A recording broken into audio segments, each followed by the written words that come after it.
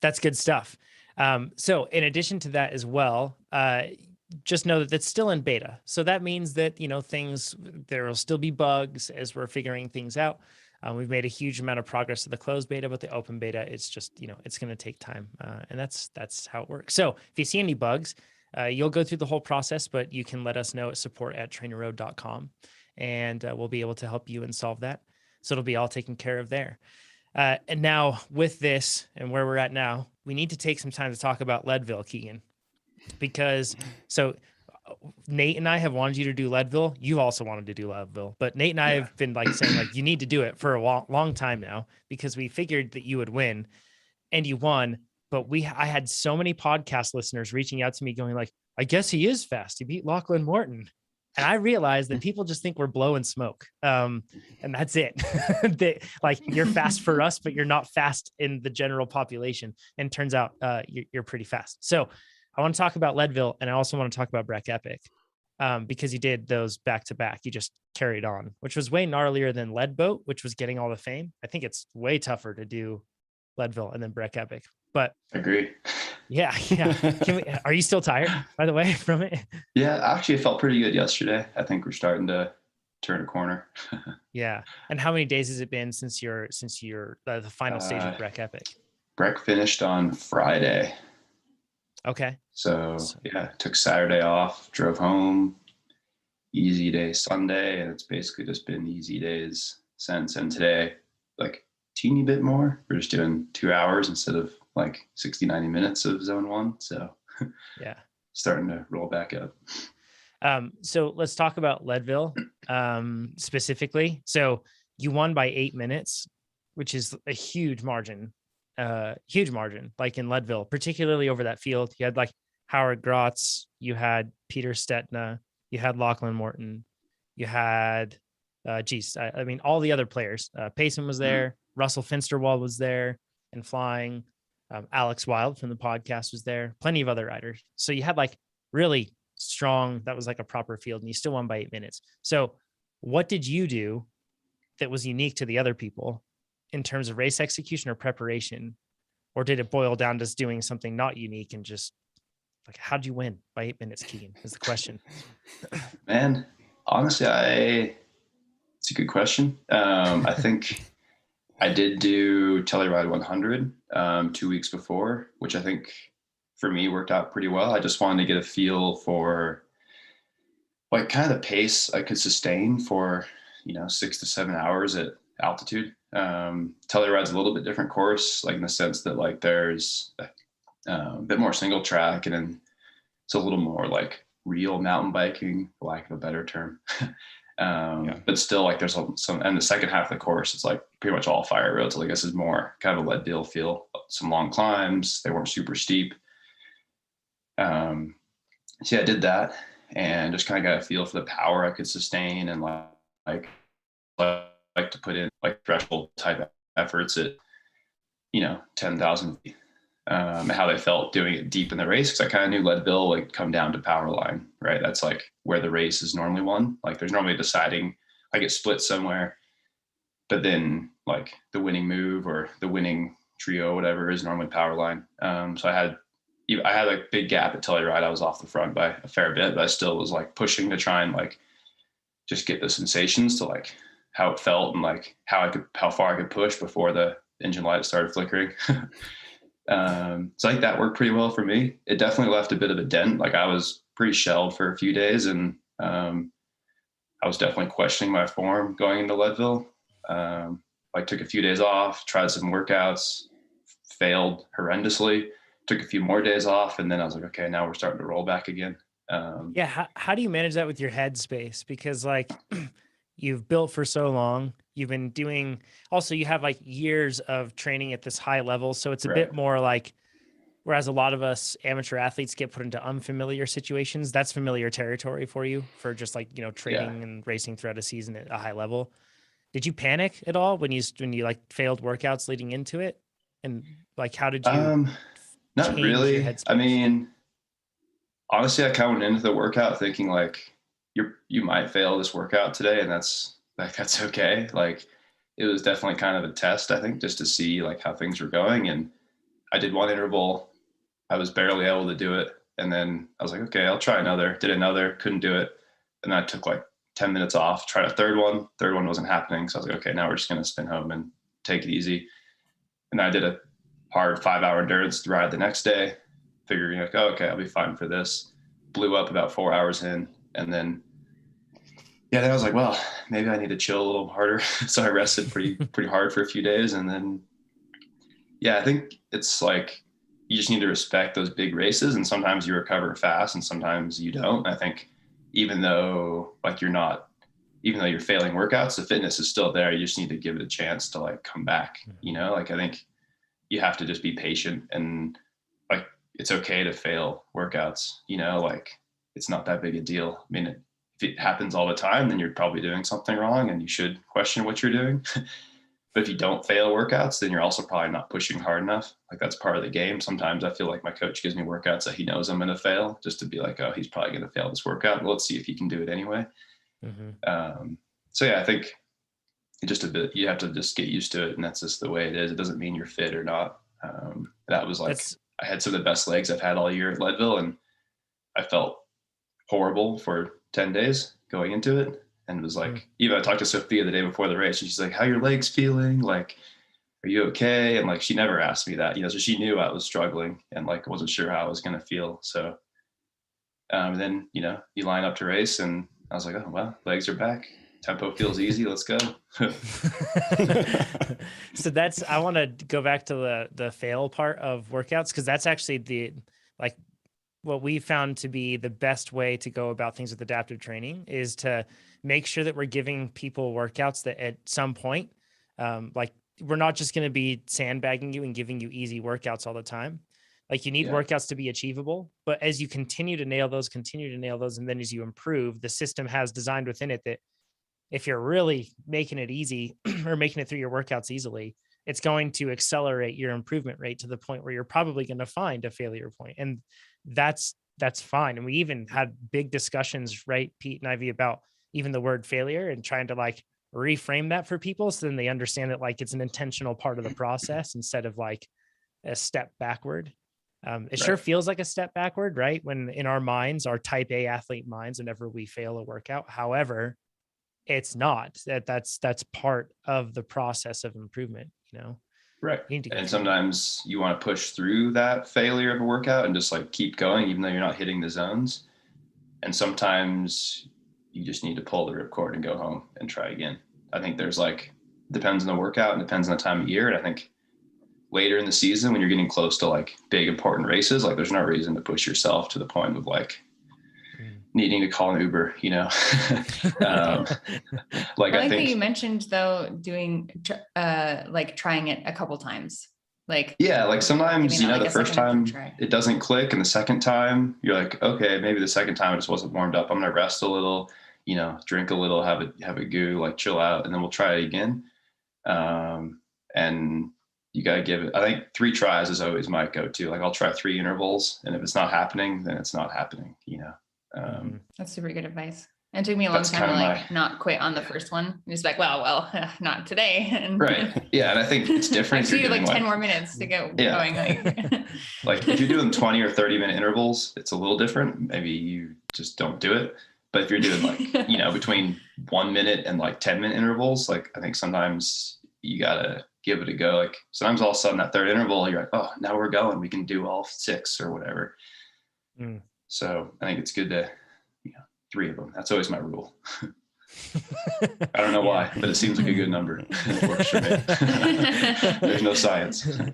So you attacked on power line, and that's what created the difference, right? Yes. Well, actually, I didn't really attack on Columbine, but I just kind of tried to roll it up and see if I could separate the group. Stetna actually had set a pretty hard pace at the bottom, and then you kind of curve around, it starts to get steep. And I was like, I don't know if he's playing games right now or what he's doing, but he's slowing down. So I just turned it up just 10 watts from what he was doing to see if I could crack him and shake off some others. And that was it. I actually started to pull a small gap on Howard Lachlan. It's okay, I'll just hold this and make it fast enough that no one else was going to close, and it could start to extend gaps on those guys behind. And I was hoping on the descent, I was just going to chill, like not take any risks, just cruise and like make Lachlan and Howard catch me, because you don't want to be solo. Otherwise, you're going 50 miles back on your own. You're probably going to get caught. If you don't get caught, you're going to blow up on power line because you just work too hard. So yeah, that was it. They caught me actually right at the bottom. And then we immediately just started rolling turns, and we worked together for, the hour and a half going back. And some then of us, it takes like 2 hours, but yeah, sure. However long it took, I don't remember. You're just rolling, man. Yeah. And then just try to focus on really eating and drinking a bunch, because on the way out, there's a lot of group racing, and like, I might have missed a gel or whatever. So try to make sure I was well hydrated and well fueled on the way back.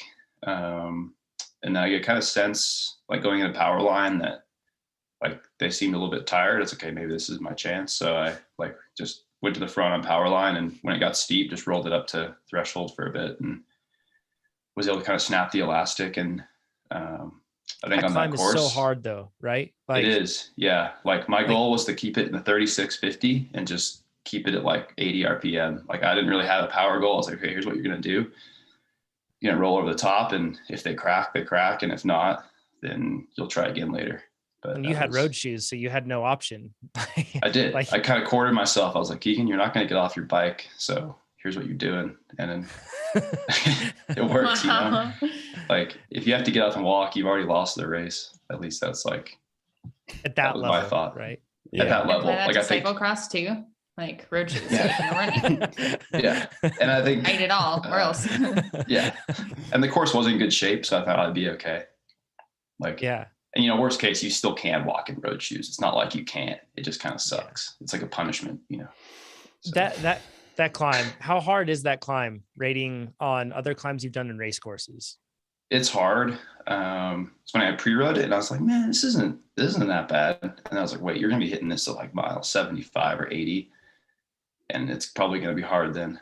And it's pretty hard. I think, like you definitely have to save some for that one and like be ready to dig, because it's so steep. Like no matter what bike you're on or what gears you have, you're going to be going hard. Like pre-riding it, I had like the same at 3650, and like I was like, oh, this is, because I was doing like 280 watts, just like trying to turn over the pedals, like just trying to chill up it. And I was like, oh, this is going to be pretty spicy on race day.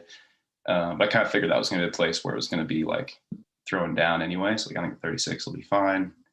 It's pretty sturdy. And then you roll over the top. Luckily you get a little bit of a break, and then it starts to climb again. Mm-hmm. So I think the key there is like, after I separate from those guys, is just stay on the gas. And because I think where you can make up a lot of time in races like this is on the flat bits when everyone's resting. If you can just stay on the throttle, that's where you can like pull a little bit more time.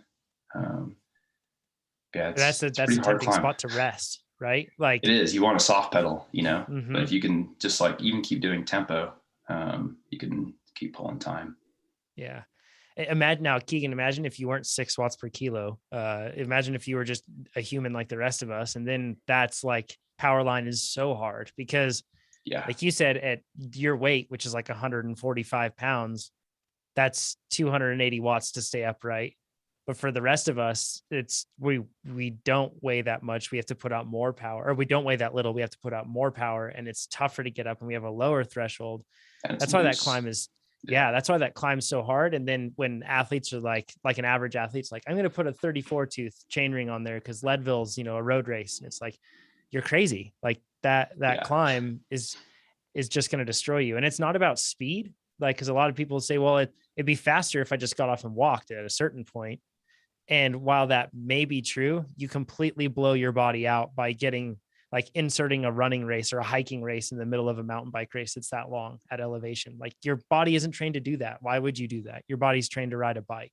So it's definitely more energy, Oh yeah. So if you can stay on your bike, then it's better. So I think next year I'd, consider running the 52 tooth cassette and like just have like even a little bit of an easier gear.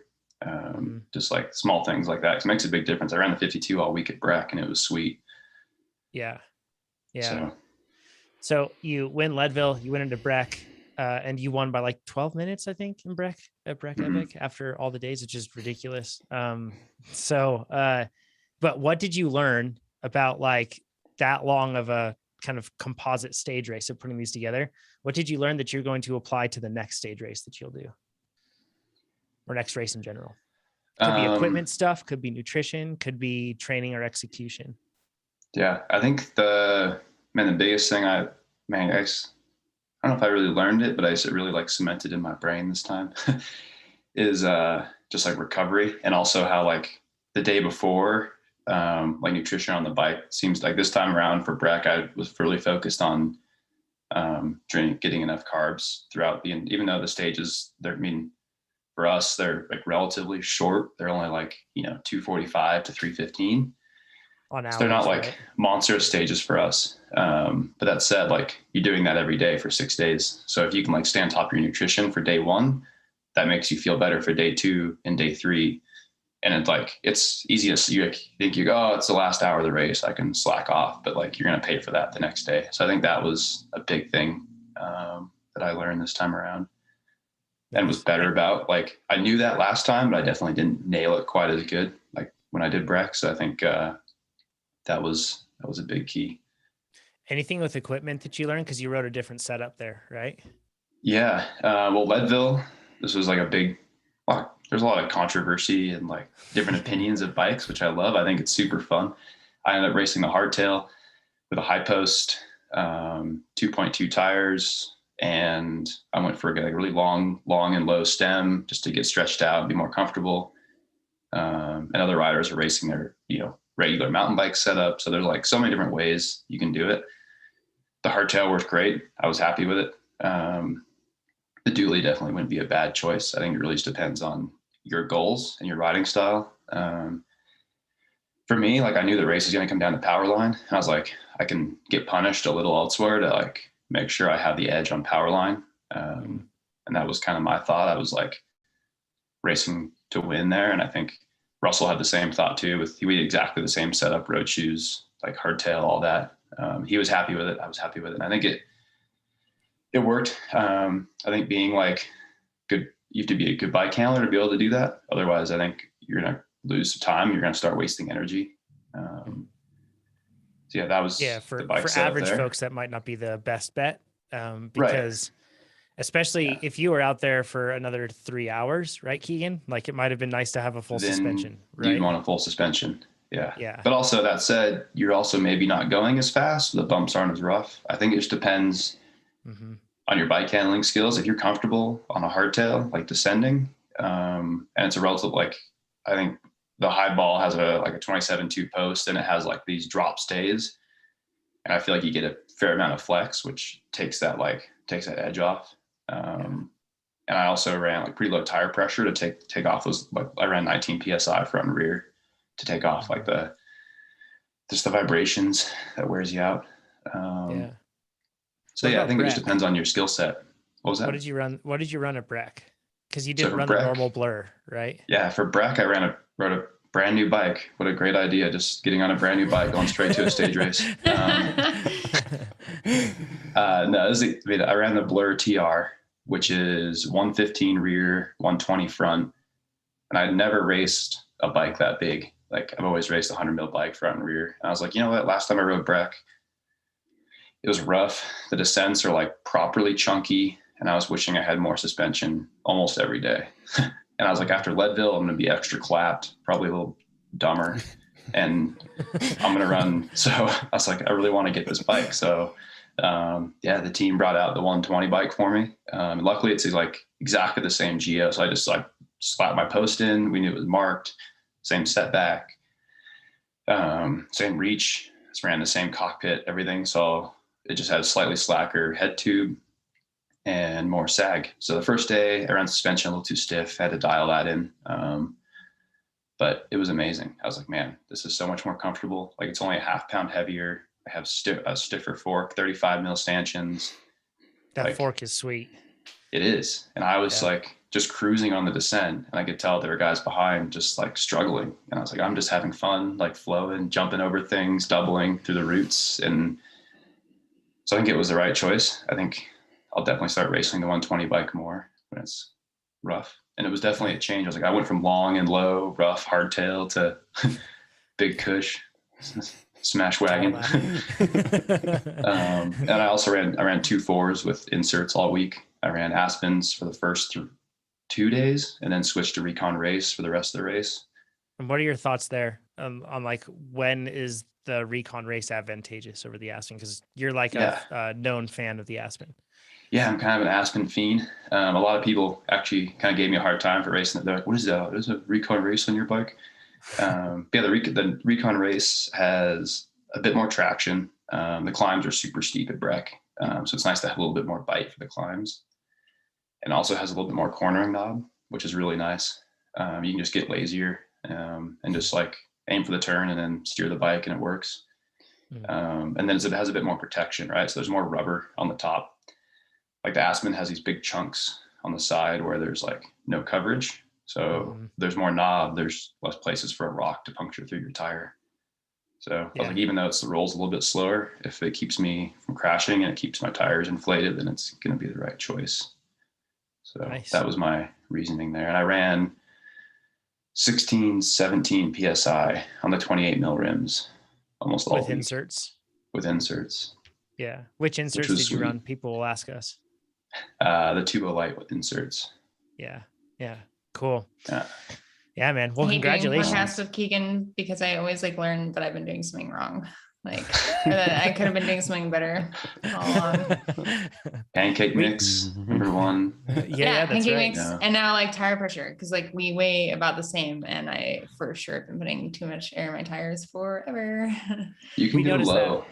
Yeah, we did. We made some adjustments last time on your hardtail when you were here, right? And dropped it down. We didn't go all the way down, but we like stepped our way down. Yeah, we landed on like 22 in the rear and 21 in the front, and I can go lower. I remember we were riding and Ivy was just like hooting and hollering because she was like, "This is amazing! I have so much traction!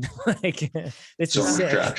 It was so much fun. It was a ripping trail too. It was a blast. It was cool. Makes a big difference. Like that 1 PSI. Like even like Leadville, I pre-rode on 21, 22. I'm like, that's too rough. So I set it down to like 20, 21. I was like, this still feels a little too rough. So I just kept going until it felt good. And I also like sit on the bike and look at the side knobs and see like how, squished the tire was. Cause like, I don't want my like tire, I don't want to have super slow rolling resistance. So kind of found that like happy place. Yeah. Yeah. That's why I didn't realize that just like 1 or 2 PSI would make a difference. That's why I had always been like, I don't know, this feels fine. Like, I mean, it doesn't make a difference on the road, like 80, 82, 70, 73, like you're not going to tell the difference.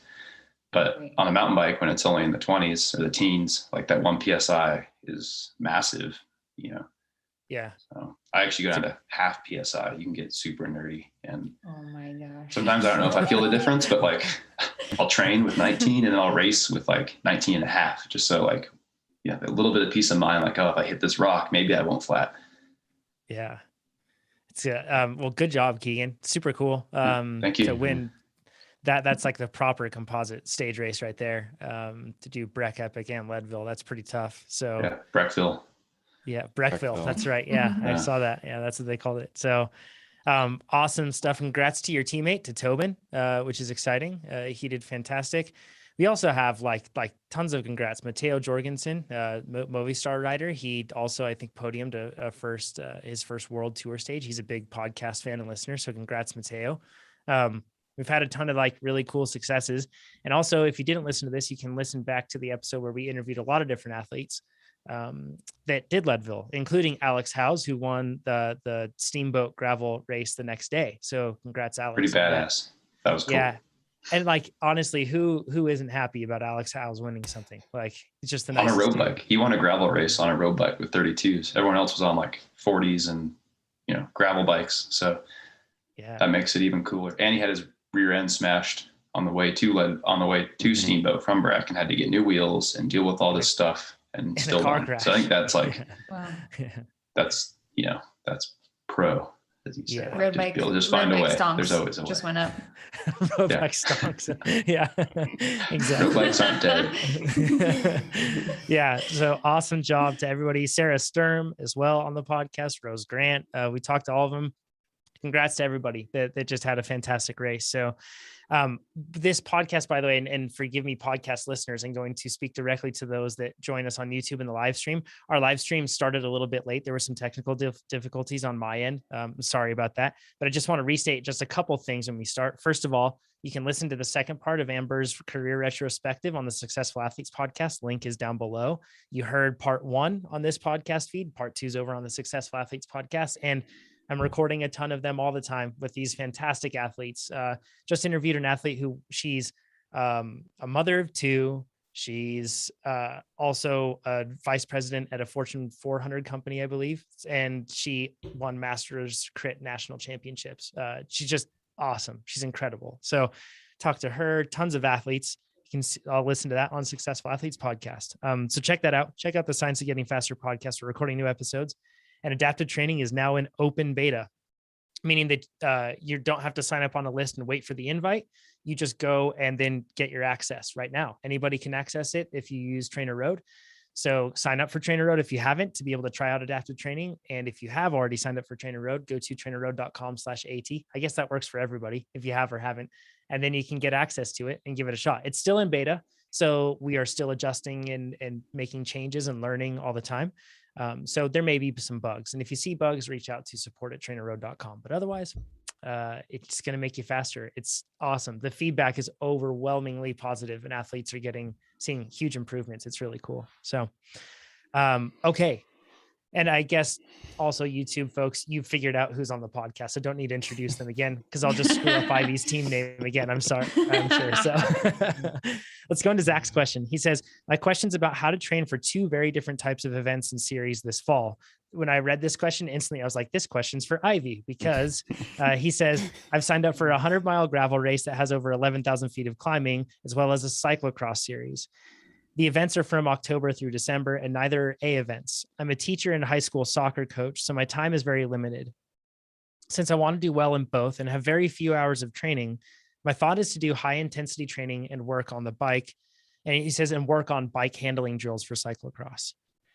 Will the high intensity work give me the needed endurance for long gravel races and the sharpness for cyclocross races? If not, how would you all prepare for such different events? So how would you approach this, Ivy? Because I think you've probably had seasons where you overlapped with like your road side, but then also dabbling in cyclocross, and then you focus specifically on cyclocross for different years too. So what would your advice be? Well, I can speak to how not preparing for something like a whole cross season and just kind of continuing to do like unstructured longer rides makes doing an entire cross season super not fun. Like this is just 100-mile gravel race, versus like an October through December series. And if you don't focus on that high intensity and like things like the handling drills and like running a little bit and remembering how to do all that stuff, cross can be pretty unenjoyable unless Zach is like very naturally gifted and it's like no problem for them to just like jump into a cross series and like not be sore for weeks because they didn't prepare for it.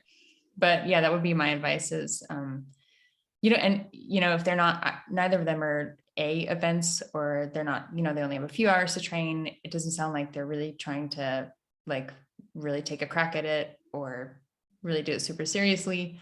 So I would, if it were me, I would focus on the high intensity, like cross preparation stuff and use that gravel event to supplement the training for the cross and just like enjoy the ride for what it is, which is just like a supplemental, really long ride.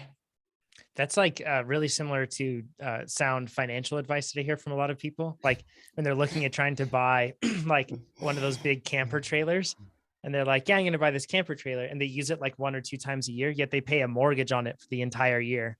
And it's like, why would you pay a mortgage on something the entire year for something you're just going to use like one weekend a year? Like imagine paying for your house, only using it one weekend a year. And it's kind of the same thing though. Like, why would you spend a whole season of training for one event if it's not your A event, when you have a whole season of training where you'll be racing every weekend doing something totally different? That makes sense to me now. And I think that the problem is when it's 100 miles, that's big and scary. It becomes like a big, hairy, audacious goal. So then at that point, suddenly you hyper focus on that when perhaps you shouldn't. What are your thoughts on that, Pete? Because you've been racing crits for seasons, and then every once in a while you have that big, long ride. So you kind of go through this scenario where you're just doing short, hard, intense stuff. Does it play out that you can get through the long rides? Yeah, it turns out you can, which is pretty sweet. I think one of the things that is another limiter with Zach is the shorter time period. It plays much more nicely with cross or crits or kind of higher intensity in general. You can kind of make the most of your only few hours a week and see more out of it. And so if you're only training for your 100-mile ride and you only have a couple or a few hours to train per week, you're going to feel that you're not making progress and the training isn't going as well as you want it to, and all of that. And it's going to kind of beat you down over the course of that. So if you're enjoying your training and you're doing some high intensity and you also have races that jive with that training mentality a little better, the long stuff is pretty okay. The trick is you go slower than you want to, and it's fine. I've done lots of long rides that are way longer than I would choose to go. And if you start out mellow, and then later in the ride, you're going to be glad that you started a little slower. And the high intensity definitely pays off. Like you can still get a lot done just working on high intensity, and you'll be surprised at how capable you are over the 100 miles. The key is you've kind of trained your body to be functioning at such a high capacity that you have to really remind yourself to ease off at the beginning of the longer stuff. And your body is totally capable of doing that. It's kind of all in your brain to make sure that you last the 100 miles and it's enjoyable. So I agree with Ivy.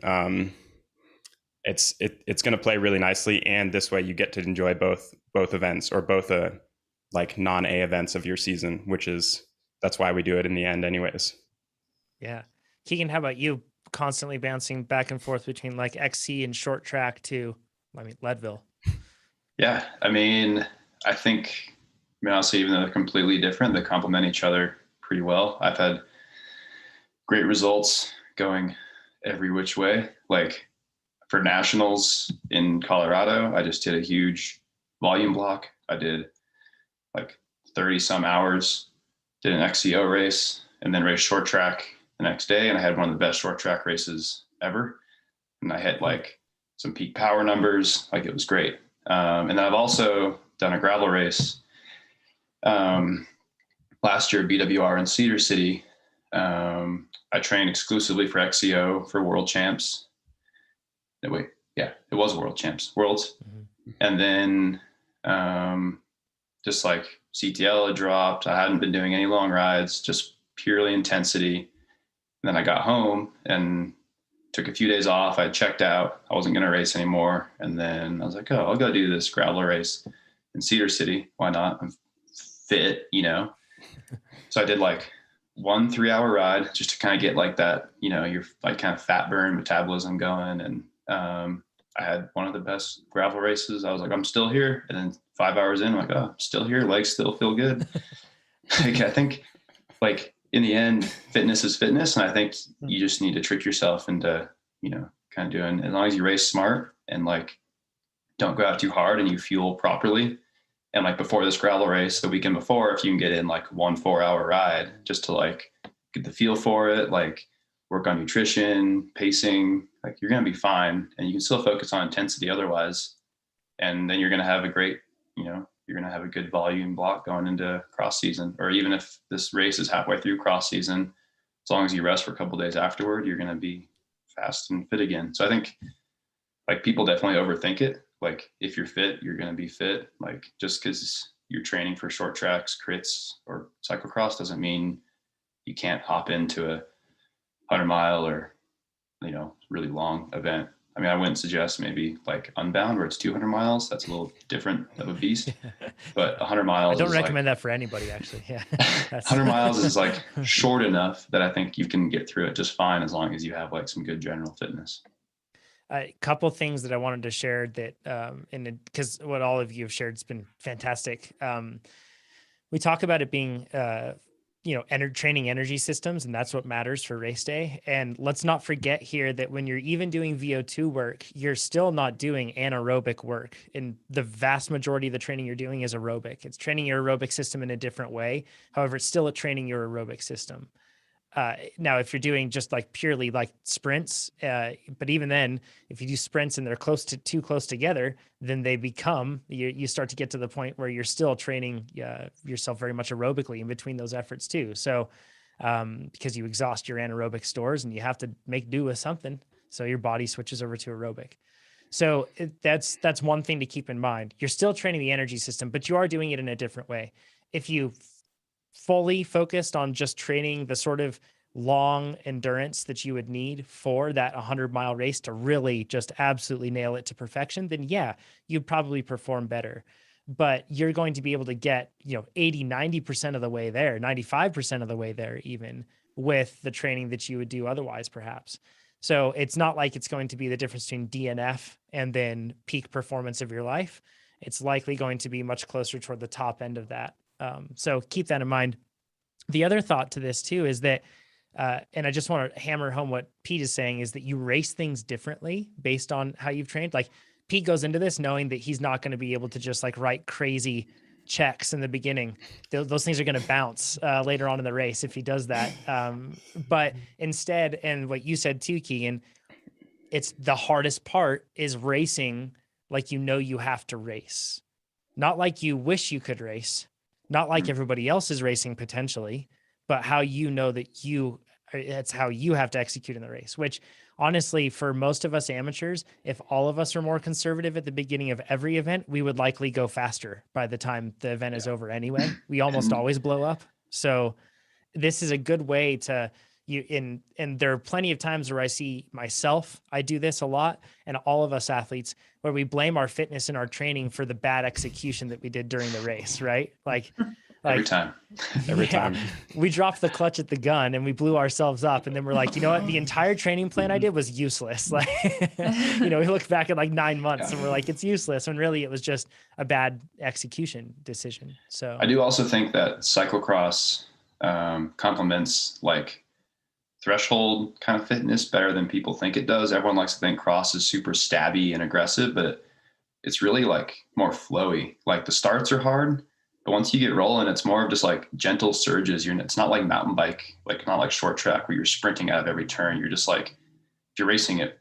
properly, like you're just rolling hard the whole time. And then the last lap can be hard. But I think if you're fit enough and you just make the pace hard the entire time, like you're going to be fast and you're probably going to just ride everyone off your wheel. So I think like, don't be afraid to like have a little more volume and a little more like threshold style efforts in your legs for cross. I think it's worked. Like I don't race a ton of cross, so I'm not an expert, but I've raced like a few UCI races and done plenty of like smaller races in Utah. And I think like it always works pretty well. Like it's not as stabby as you think it is. And that's like coming from my teammate Tobin too, who's like, that's what he does is races cross. Like, wow, mountain biking is way more stabby and aggressive than cross. Cross is more just like gentle, like hard throttle the whole time. And it's not as like, he likes to compare XCO to like everyone tries to kill you every chance they get, like, which is true. You go to a climb, you just try to kill everyone. They're dead.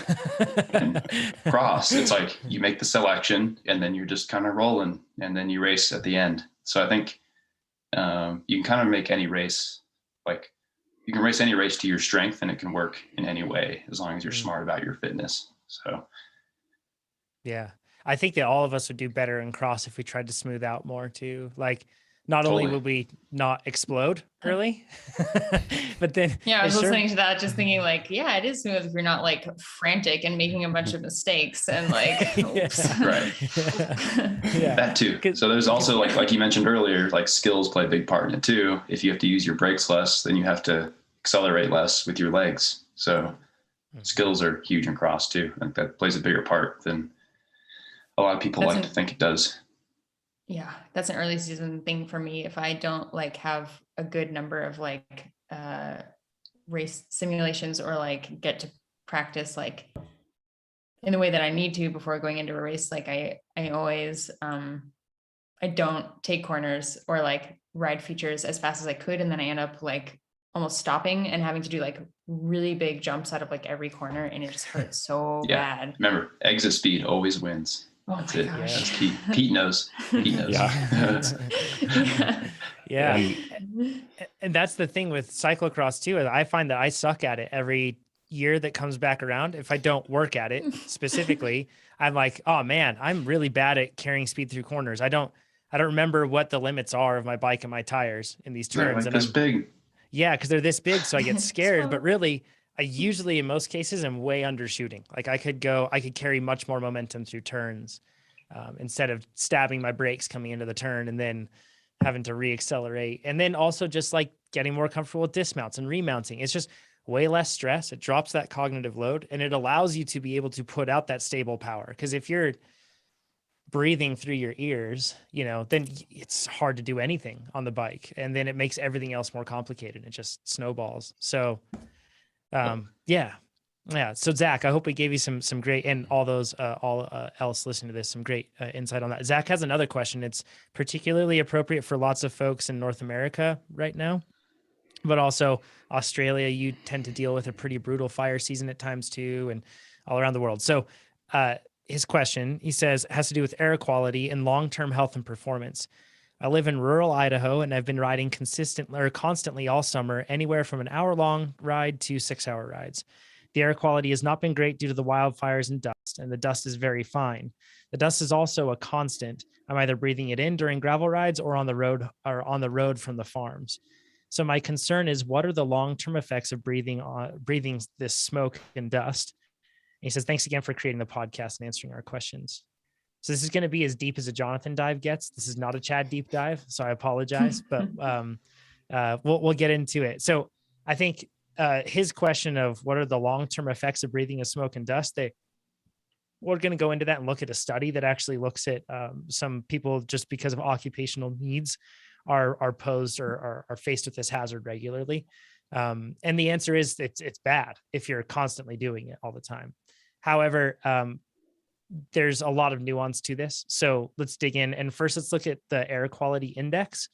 And you're going to have to visualize along with me on a lot of this stuff. And hopefully you can do that. But so the air quality index is basically it's a measure of various airborne pollutants. And it's a quantifier of what the air quality is like. So you can use different apps. There's like airnow.gov, there's IQ Air. There's a bunch of different options that you can look up, and there are air quality sensors probably in your local region, and they will tell you what the air quality is. You can also get like sensors, small ones that you can put at your house, either inside or outside. And those can give you a very direct measure of the air quality in a specific room, like when you're training indoors, that sort of a thing. So the air quality index looks at a few things, and it's important to keep this in mind. They look at particulates. They first look at something that's called 10 micron and then 2.5 micron. So the 2.5 micron are much smaller than the 10 micron.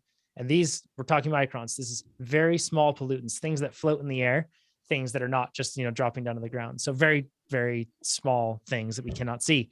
It also measures gases. So ozone, carbon monoxide, nitrogen dioxide, and sulfur dioxide. These are all things that are very commonly encountered when we're talking about areas with high pollution, like high pollution from manufacturing, from vehicles, from all the other stuff that we have. So big cities, it's really common that they have a lot of that. And there are certain areas too, like down in South America, where they have really, really high ozone, and that's just what it is down there. So it's a air quality index, looks at all of those and then comes up with a measurement of what it is. For if the air quality index is 0 to 50, that means it's good with little to no risks.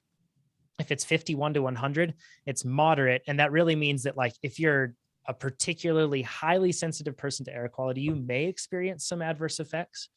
When you get into 101 to 150, that's unhealthy for sensitive groups. So you don't have to be hypersensitive. You could just be relatively sensitive, and you're likely going to notice some issues, breathing problems, headaches, coughing.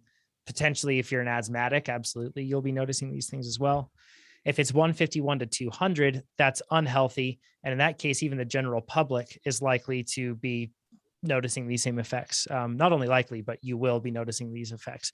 201 to 300 is very unhealthy, and above 300 is hazardous, which is basically where all of us in the Reno Tahoe region recently have been hanging out for over a month. Yeah, so wasn't it like 600 or something in your area? It's over 600. I didn't even know it could go that high. So you can look at that and then make some decisions on what you're going to do for your training.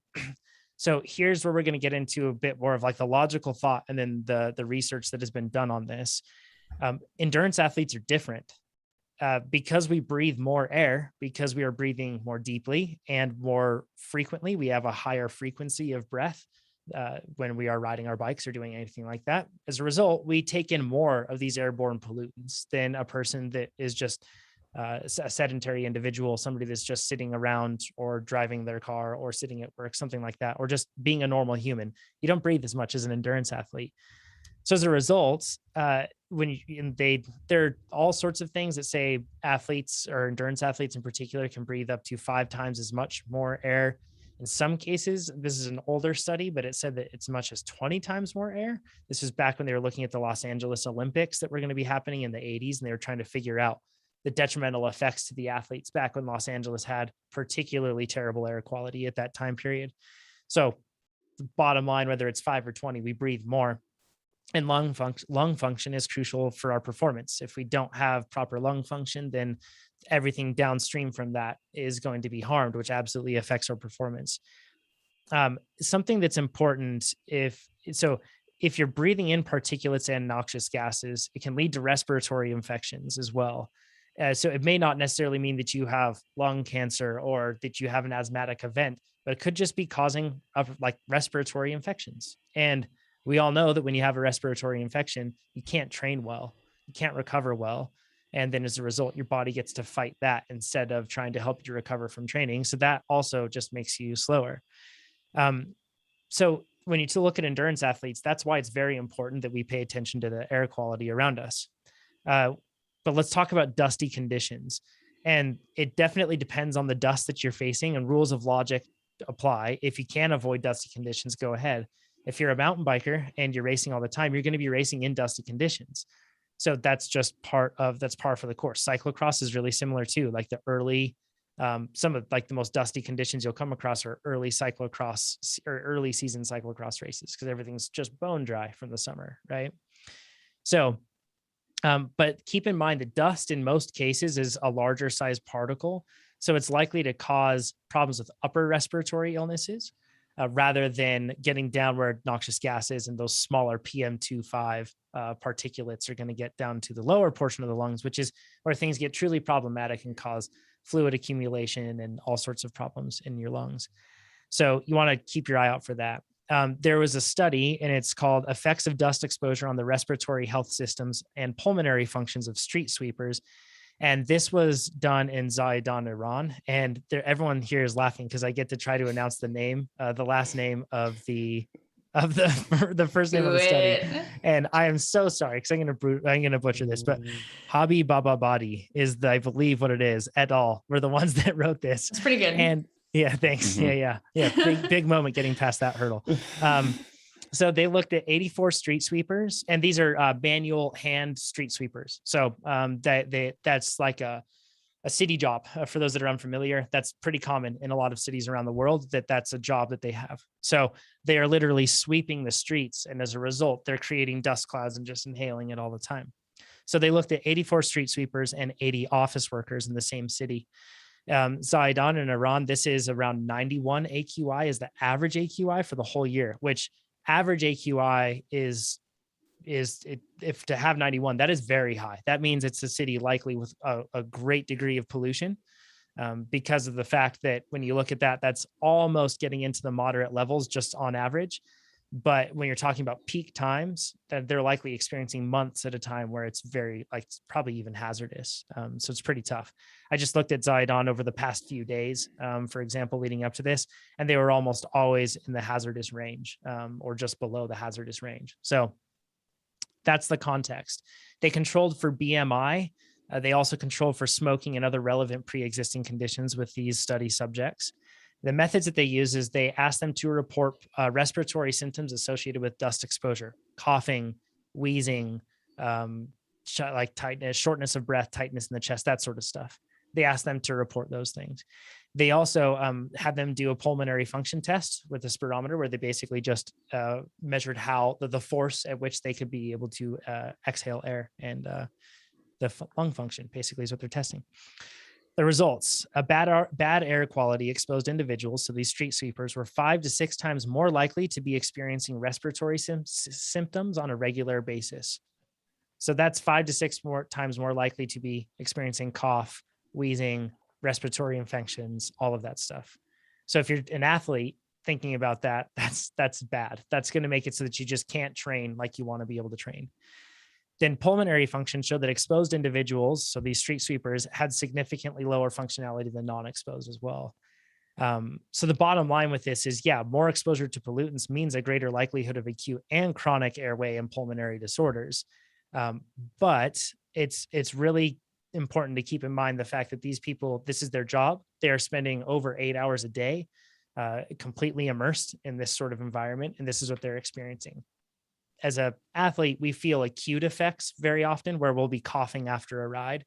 You'll have like a race cough, as some of us call it, or if it's a dusty race, you'll have like a cough going on. And in many cases, that's your body doing its job to get rid of any pollutants that actually did enter. And it's getting rid of, whether it's from your throat or the upper portion of your lungs, it's getting those dust particles out or whatever else you inhaled.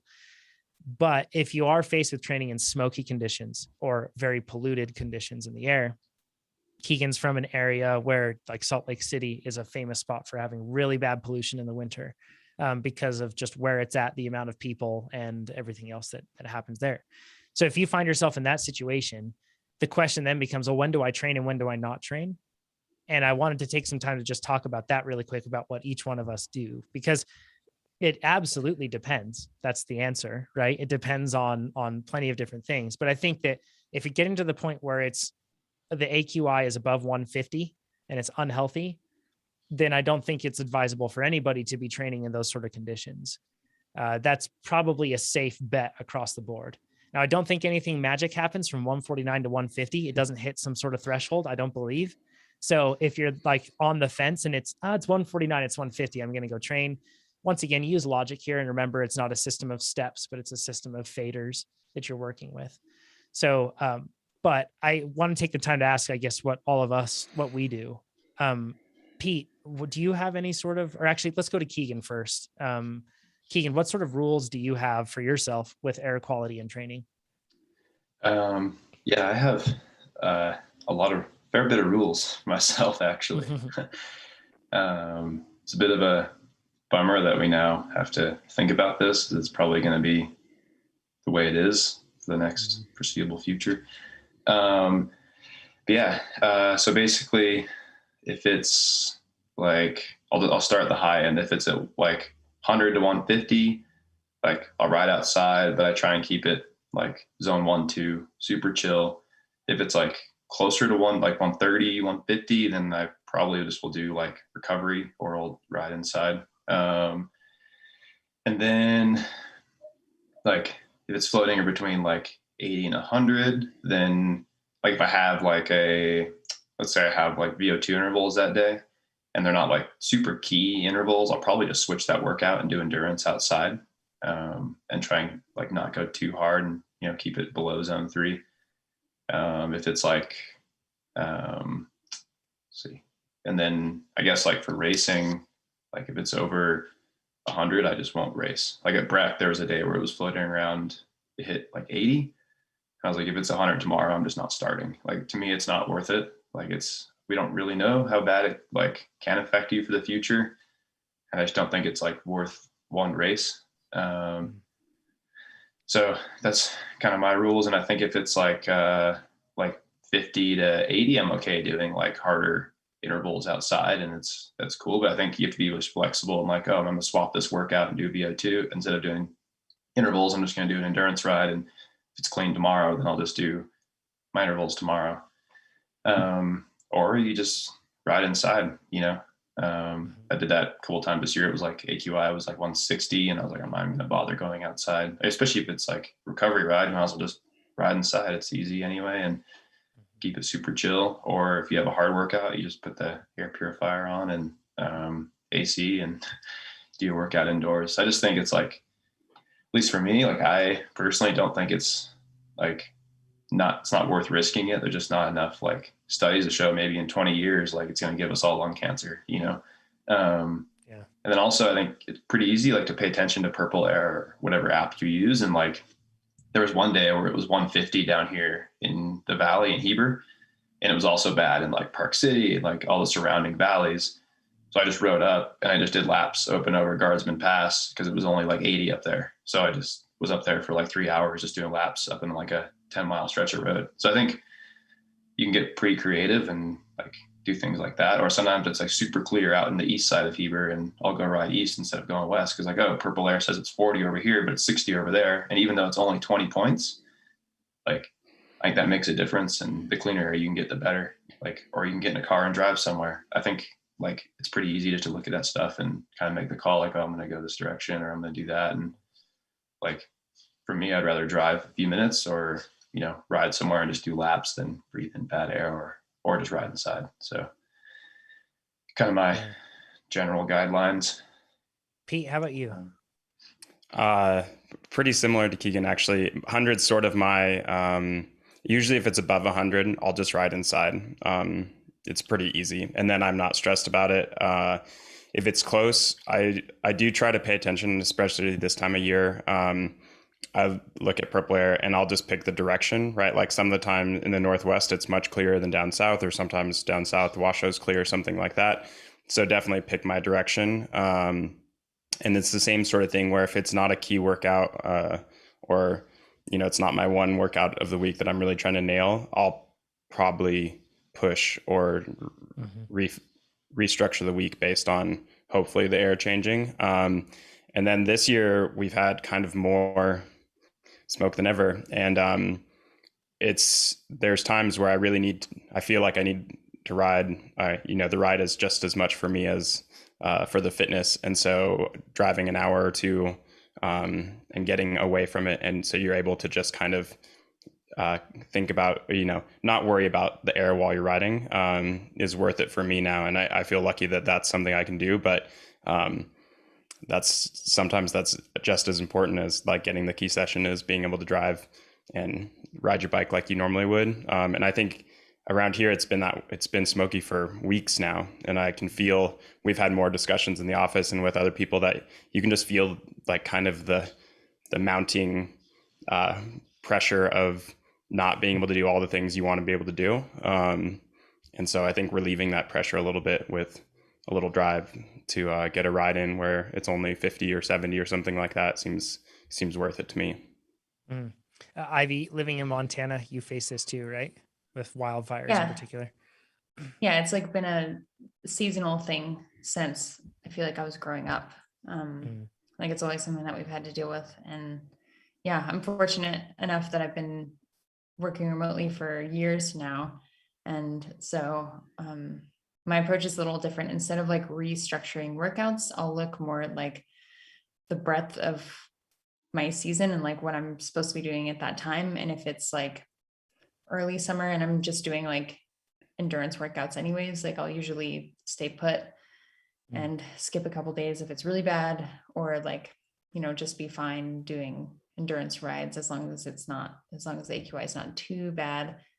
But for like right now, when it's really important to be doing a lot of intensity going in across, I just left. I'm fortunate that I have places to stay, like basically around the country that are, like I'm here with the Squid Bikes squad and training and stuff. And, so I just leave. That's how I don't have like a number baseline, or, you know, there's no like limiter for me. I think I look at what I'm doing for training and make a decision. And then I would advise that the only important thing to do once you make that decision and like set a boundary is to not let your homies at home. Like, I feel like there are a lot of people, when you set a boundary for fire stuff, like everyone has a different barometer for Yeah. what they feel okay with. And especially if you have like a circle that you train with, like you might get some pressure and some heat that like, it's not that bad. And like, they feel okay.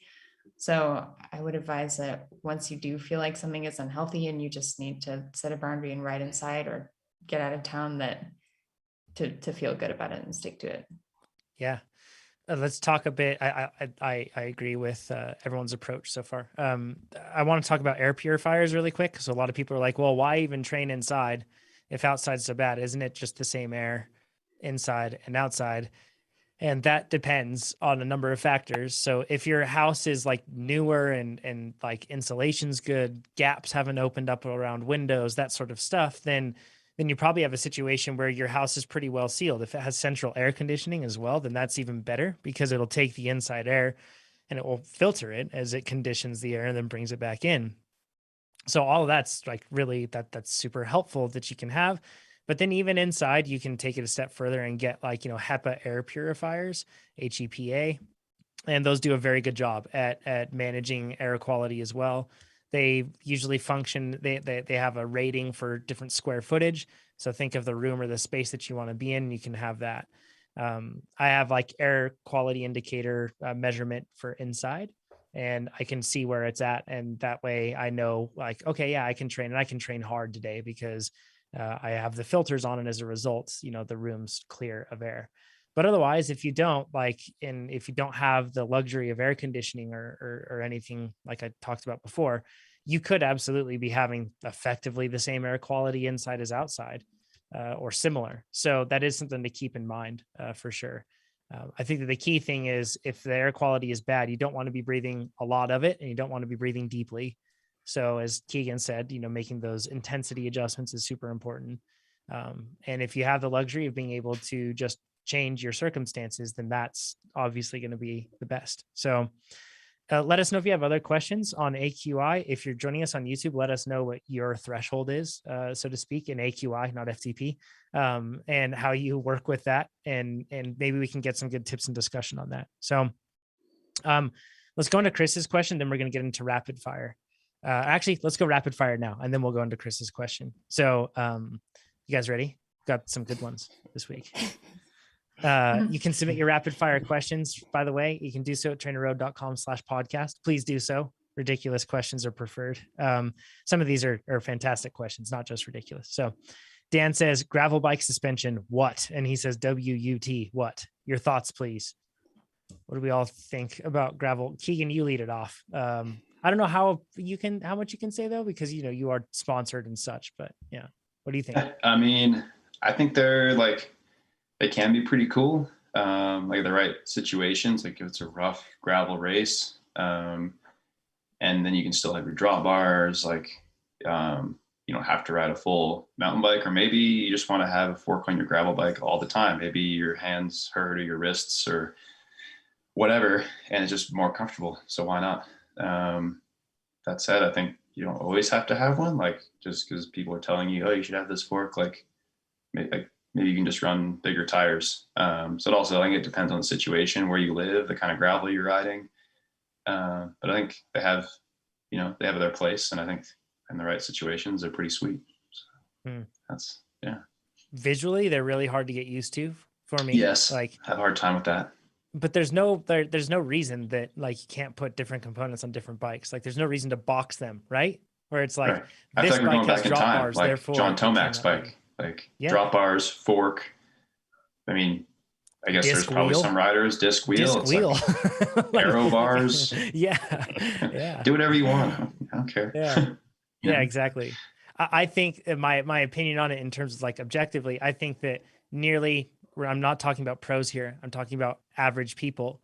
I think every average person is likely going to be faster with a gravel fork on their bike unless they're riding road, because it's going to give you a whole lot better front end traction, period. And then in addition to that, it's going to take off the bite and the edge off of all those bumps. So I do think that they'd be faster. I know it's heavier, but I think that we put too much attention on weight and not enough attention on the rest of the stuff. So handling matters, but they are ugly. I've got to say it. They're just weird looking. So Brittany says, what do you all carry in your saddlebags when riding? I'm new and feel like my pockets are so full. What do you carry, Ivy? Well, no saddlebag. I'm anti-saddlebag. Whoa. So handlebar bag, or I make like little triangle bags for, oh no, now everyone's gonna ask me for one. Oh no. Yeah, I mean, I buy them, I don't make them. Yeah. But yeah, I don't like to put stuff under my saddle because it's, I don't know, for a multitude of reasons. But in my bar bag or frame bag, a little pump, a dart, which you called it, which is like a new word to me. I always thought of it as a Dynaplug, but you said, John asked me for a dart, and I was like, John, you smoke cigarettes? Like, and then a little roll of Gorilla Tape that is like roll around itself, and a whole bunch of candy. Ooh, nice. Gorilla Tape is a good one. That can fix anything. Yeah. Pete, how about you? You shook your head when you heard bar bag, which I still think is ridiculous. You need bar bags. They like fit you perfectly. I don't know why. You don't. You can even fit burritos in there, Pete. And that's like fit burritos. I know. I have this strange aversion to weight on my bicycle. Like, I love the way my bicycle feels unweighted. And so saddlebags, you can tell there's something on your bike and it feels different. And so that's I prefer, depending on what kind of ride it is, I actually prefer for it to be in my pockets, but I pack very light, like on purpose. But so just a lever, a CO2, a head, Gorilla Tape, and a valve extender. And so it's like very small, and I run tubeless. I don't carry a tube. Sometimes I flat and things go badly, but it's worth it. I have a phone, and I can also walk. But I like having the smallest amount of carry I can, because then you feel better. And I don't know, I just like the weight, but the handlebar weight distribution bag like just breaks me. I just can't handle that much weight on my handlebars, even if it's just filled with candy. But where do you put all your Cliff things? Like, Pete is a riding Cliff product dispenser. He's like a snack machine. It's like all you have to do is ask, and he has the product on it. Where do you put them all? Because you always have them. When I ride with some people, I bring more food than when I ride by myself.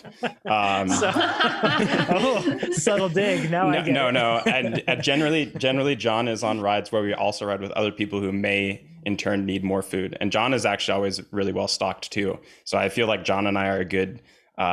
We can save rides pretty quickly, where we can distribute food as needed. I do like, one of the crazy things that I think, I don't even know why, I really like double a jersey and a vest, and I like putting like half in the jersey, half in the vest, and having it all tightly against my back, because then it doesn't mess with the weight distribution.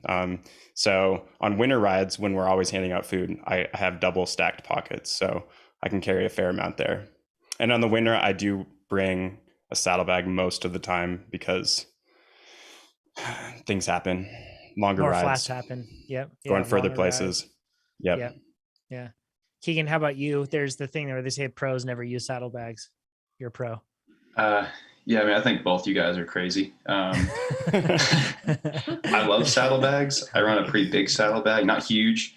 I put 2 road tubes, and I have a multi-tool that has got a Samsonite case hanging off the back of his saddle. It's actually not very big. It's just a regular, like, this big. Two tubes with long enough valves or valve extenders. And then I have a multi-tool that has tire lever, chain breaker, all that stuff, everything I need to fix my bike.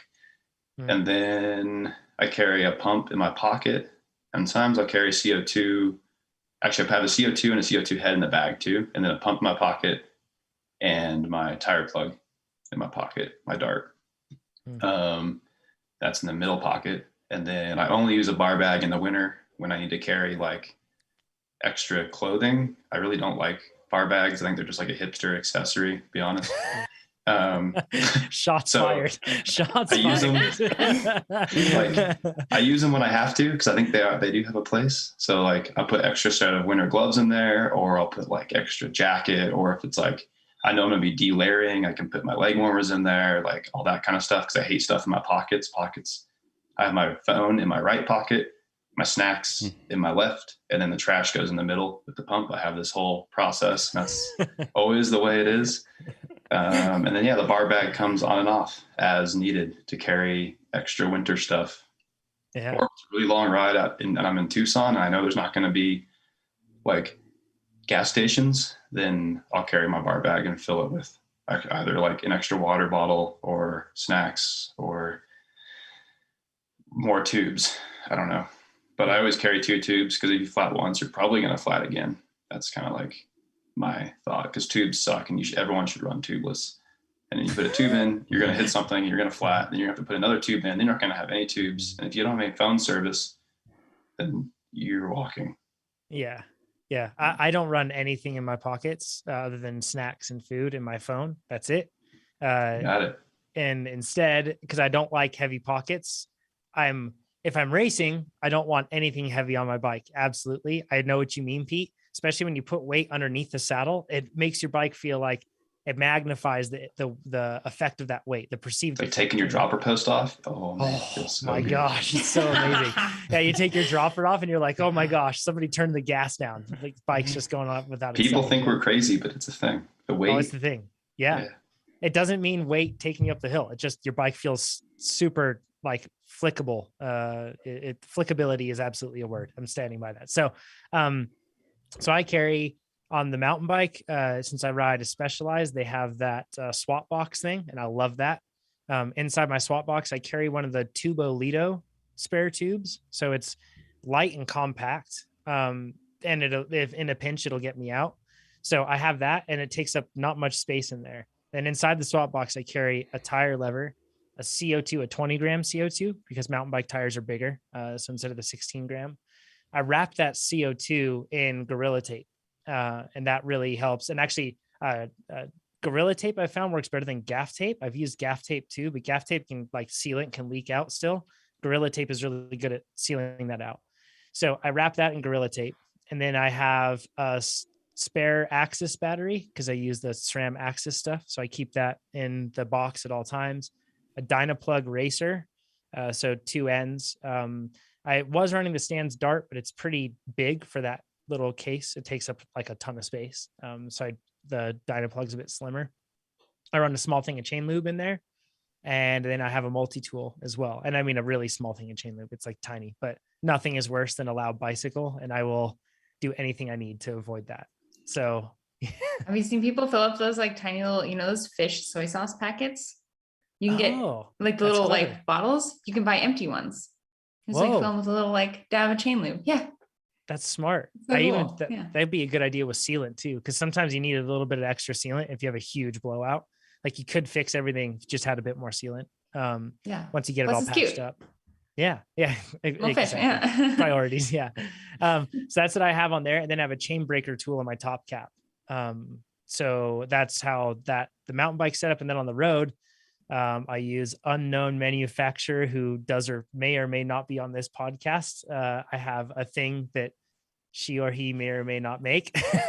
So sorry, I don't want to blow you out. It's an awesome rollable pack that I have that I carry a Tubo Lido spare tube for the road bike, and it has a really long stem on it, which is nice because I have those NV56s. So definitely carry valve extenders if you need something longer than that. But I have that. And then I have a 16 gram CO2. I have a head, and then I have a lever. My road bike bottle cage has a spot for a multi-tool, so I store that in there. But then I just strap that to my saddle rails, and it tucks up super neat, like even neater than like a saddlebag, but it's right up there and stays there. So that's what I carry. And I don't carry a chain breaker on the road, because if I've broken my chain on the road, I'm just going to call home anyway, if I can call home, because I'm probably like laid out on the ground. Breaking a chain on the road is bad news. So yeah. That's what we do. Okay. Greg, he says, please settle a debate with a coworker. Tam all tires add 6 to 8 watts. He doesn't believe me, but what say the experts? Love this podcast. 1.2 million stars. You can leave ratings, by the way, on iTunes. We'd appreciate that for the podcast. So does anybody here like tan wall tires more than standard tires? No. Yeah. I'm on the no train. Surprised is no one. Yeah. Unless I they're don't know. tubulars, you can have tan walls. If they're not tubulars, I think they should be black. That's totally logical rule, Keegan. I don't know why everybody doesn't think of that. Yeah. But this whole thing, he says adding 6 to 8 watts. Does he mean tan wall tires make you slower by 6 to 8 watts? Or does he say add 6 to 8 in terms of like adding to your power somehow that you're putting out? And also Unless 6 to they're 8. Yes, seems an arbitrary number. Yeah. I see what you mean. Yeah. I don't know. But I think unless they're cotton sidewall, like sometimes there's like those open tubular tires that are like a tubular, but they're a clincher, and the sidewalls are tan, and maybe they roll faster because they're like a 200 TPI tire. Maybe that's what he's trying to get at. But if the tire is the same TPI as a black walled tire, then it's going to be exactly the same, and you're just not going to look as good. It's all up here. If you're riding tan wall tires, it's 6 to 8 watts faster. Like that, I understand that. Hey, yeah, it may not be true, but I understand where he's coming from. I feel like in most cases that I've seen when there's tan wall tires, not on the roadside, but on the mountainside, a lot of the time they actually are lower TPI. Like they don't make the higher TPI tires in tan wall tires for some reason. Maxxis in particular is like that. So you're actually losing watts in that case. If you go, they're heavier and they roll slower. And also, we need to take a minute here. Christopher Blevins just won short track world championships. Did he really? So, oh my goodness, that's really cool. Whoa. I just got a text from our coach. Like, awesome. Chris, so, that's awesome! Congratulations, we have an American world champion. That's great. First short track world championships ever. So I'm glad that we won in the European. Nothing against Europeans, but this is our sport, and we need to own it. It's not like having XCC, if there were a crit world short track. championships. Remember that. Yes, it's different. Wow. It's different. It's not eliminator. It's different, right? So, is this the first mountain bike world champion that the Americans have ever had? I don't know if John Tomac ever won one. Yeah, Tomac and Ned both won, I believe. Oh wow. Well, check that out. Yeah. Wow. Well, Durango bringing home been in Durango the whole time. The inaugural world championship short track title. That's pretty crazy. Cool. Sorry for everybody listening to this that probably doesn't care about American mountain biking. I don't know, but you should care about it, and that's awesome. So that's so cool. Oh, that's exciting. Congratulations. Wait, John, quick, can you define TPI for our listeners? Threads per inch. So tires are made of fabric and rubber. And when you have more threads per inch in a tire, that means there's less rubber. Rubber is less pliable than the fabric that makes the tire. So if you have higher threads per inch in a tire, like 170 TPI, like the tires that Maxxis makes for fancy people like Keegan, but not for us average peasants, which Maxxis, you should change that. We would spend a lot of money and buy those, and then they'd flat faster. So we'd buy more of them. I don't know why you don't do this, but that's... Yeah, seriously. So if it has a lower number, like 60 TPI, that means there's going to be a lot more rubber interwoven within that fabric, so to speak, and less fabric. So you can expect better puncture resistance with that. So your tire isn't going to flat as easily, but it's going to roll substantially slower. TPI really affects how fast a tire rolls. So, and the feel a lot. Like everybody should be able to feel the difference between a low TPI tire and a high TPI tire on both road and mountain. You can definitely feel the difference in them. Yep. It makes a big difference. And like when you're talking about crit racing and when you're like cornering quite literally on the limits of the tire multiple times per lap, it gives you so much more feedback. You feel like you go from a knife's edge to a broad range. I'm not even sure what the TPI is on the Specialized turbos. Those are the ones I use. I feel like I have a really wide margin of error on those tires. Like I have a clear indication of where I'm at. I wonder what it is. Predictability. Like the higher TPI, you have more predictable. It's easier to predict what the tire is going to do. And that's once you're used to that feeling, when you go back to lower grade tires, it feels terrifying. It feels like it took away all this control you had over the situation, and now you just have like one. Yeah, it's bad. So definitely, if for those of you who haven't tried nicer tires, it's worth it. It makes everything feel much different. Yeah, it's huge. Cool. So I'm glad that we settled the fact that Tamwall tires aren't great. We're going to move on to the next one. Josh, sorry. Tamwall tires and bar bags. I will say this much. They look really good on the right bike. Yeah, I look really cool, okay, with my bar bags and my top 2 bags, and Ivy, you can throw a punch, I think, to your left right now, and you'd like zoom hit Keegan if you want to. Yeah, so, yeah. Here we go. Yeah. That was good. Okay, the next one from Josh. He says, could the TrainerRoad user base and data set be used to assemble the world's first Avengers-style cycling team, identifying riders with unrealized and unrecognized abilities beyond what is normal, powers that when combined could save entire civilizations or just road cycling from the brink of extinction? If so, should it happen? I like this idea. It's super clever. But I haven't seen a single Avengers movie. I saw one of the new Batman movies, the one with Bane, and that's the only superhero movie I've seen. That's like 10 years old. I'm bad with movies. I don't understand them. So I don't know. I assume that what he's talking about is like the all-star team. Like you could build up like a superhuman team, I assume. Is that right? Is that what Avengers are? Yeah, like everybody brings something different to the table. So what we could do is we could kind of pick we could use our data set to pull some very interesting physical outliers out of the woodwork, and like I bet we could I guess it depends what would save the world or an entire civilization. Is that like or just road cycling? Yeah. maybe let's take a smaller step.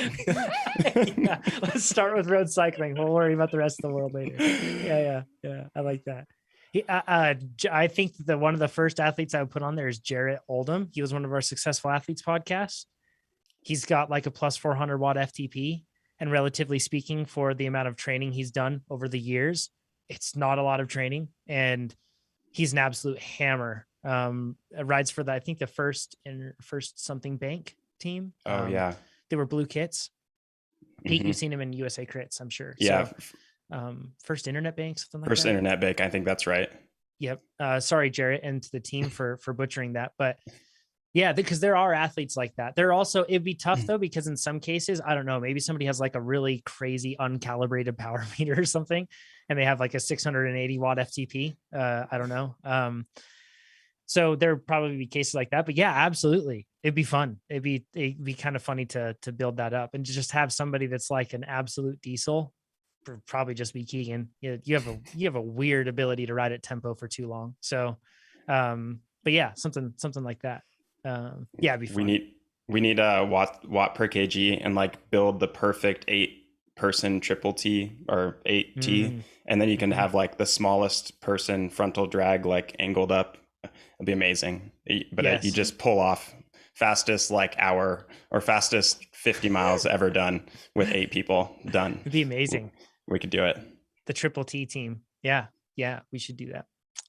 Bob's question says, not so rapid fire question for consideration, but fun and light nonetheless. Consider, and Bob is very specific, so forewarning here. Bob says, consider all 7 training zones and adaptive training as your personal stats.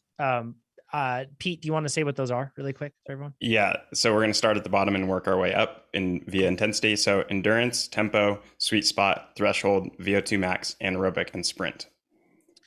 Yep. So when you are using adaptive training, you will get those are your progression levels, and you'll be able to see yourself ranked in each one of those energy systems. And as you do workouts and follow your plan, it will progress those intentionally. So that's what those are. Imagine like a video game character and like the little bars showing like strengths, relative strengths or weaknesses. That's like your video game character bars. So he says the following scores are available for you to place in these zones: 8, 7, 6, 4, 4, 3, 1. So I'm absolutely expecting every one of you to retain this in your memory and keep track of all of this, by the way. They're just listening to this. So he said, and those are on scale of 0 to 10. He says, how would you allocate those stats to make the rider you always wanted to be? Alternatively, how would you allocate them to make a rider you would love to watch? So we won't cover the love to watch part. We'll just cover the rider that we want to be, because I think that will come out in the rider that we'd also love to watch. So let's start with you, Ivy. What did you assign? Do you want to say the level or the progression, the energy system, then the level? Forgive me. Mine is almost a complete downslope from, instead of sprint being the 8, I put sprint down at a 6, and then it goes anaerobic 7, VO2 max 8, and then threshold 4, sweet spot 4, tempo 3, endurance 1. Because if I could just like live in VO2 max and anaerobic and just go bananas there forever and never do another tempo 4-hour ride again, like I would be super hyped. So Keegan's like cringing. It's like the polar Keegan opposite is dying right now. He hates this. Ivy's making him actually uncomfortable. That's hilarious. Pete, how about you? What would you have for your levels? Since Ivy started from the top and worked her way down, we'll do that. I picked sprint would be an 8. Anaerobic would be a 7, VO2 max would be 4, threshold 3, sweet spot 4, tempo 6, endurance 1. You have a barbell distribution. I have a barbell. Why do you have such things? Because I would choose, just like IV, VO2 max is not that enjoyable to me. So let's just get rid of that. Anaerobic is pretty enjoyable. And I enjoy spending time in anaerobic, and then sprinting is pretty enjoyable too. And even though it's hard work, but you have to balance it out with tempo to stay alive. So after your anaerobic and sprint efforts, I can't do threshold or sweet spot after that anyways. So like, let's just get rid of that. And I can tempo in between to get me between all of my anaerobic and sprint efforts. And I don't need to go for that long. So it seems perfect. Like, this is the perfect ability to be able to ride and do what you want. And I'm not doing Leadville no matter what anyways. So endurance is useless. Doing it next year with us, Pete. You're going to do it. Yeah. Okay. Yeah. I see it. For crit racing, it makes sense. So you can punch, and then tempo when you don't want to be on the front, and then punch again. I need Keegan's tempo though. Yeah, actually, Keegan, let's go over your numbers.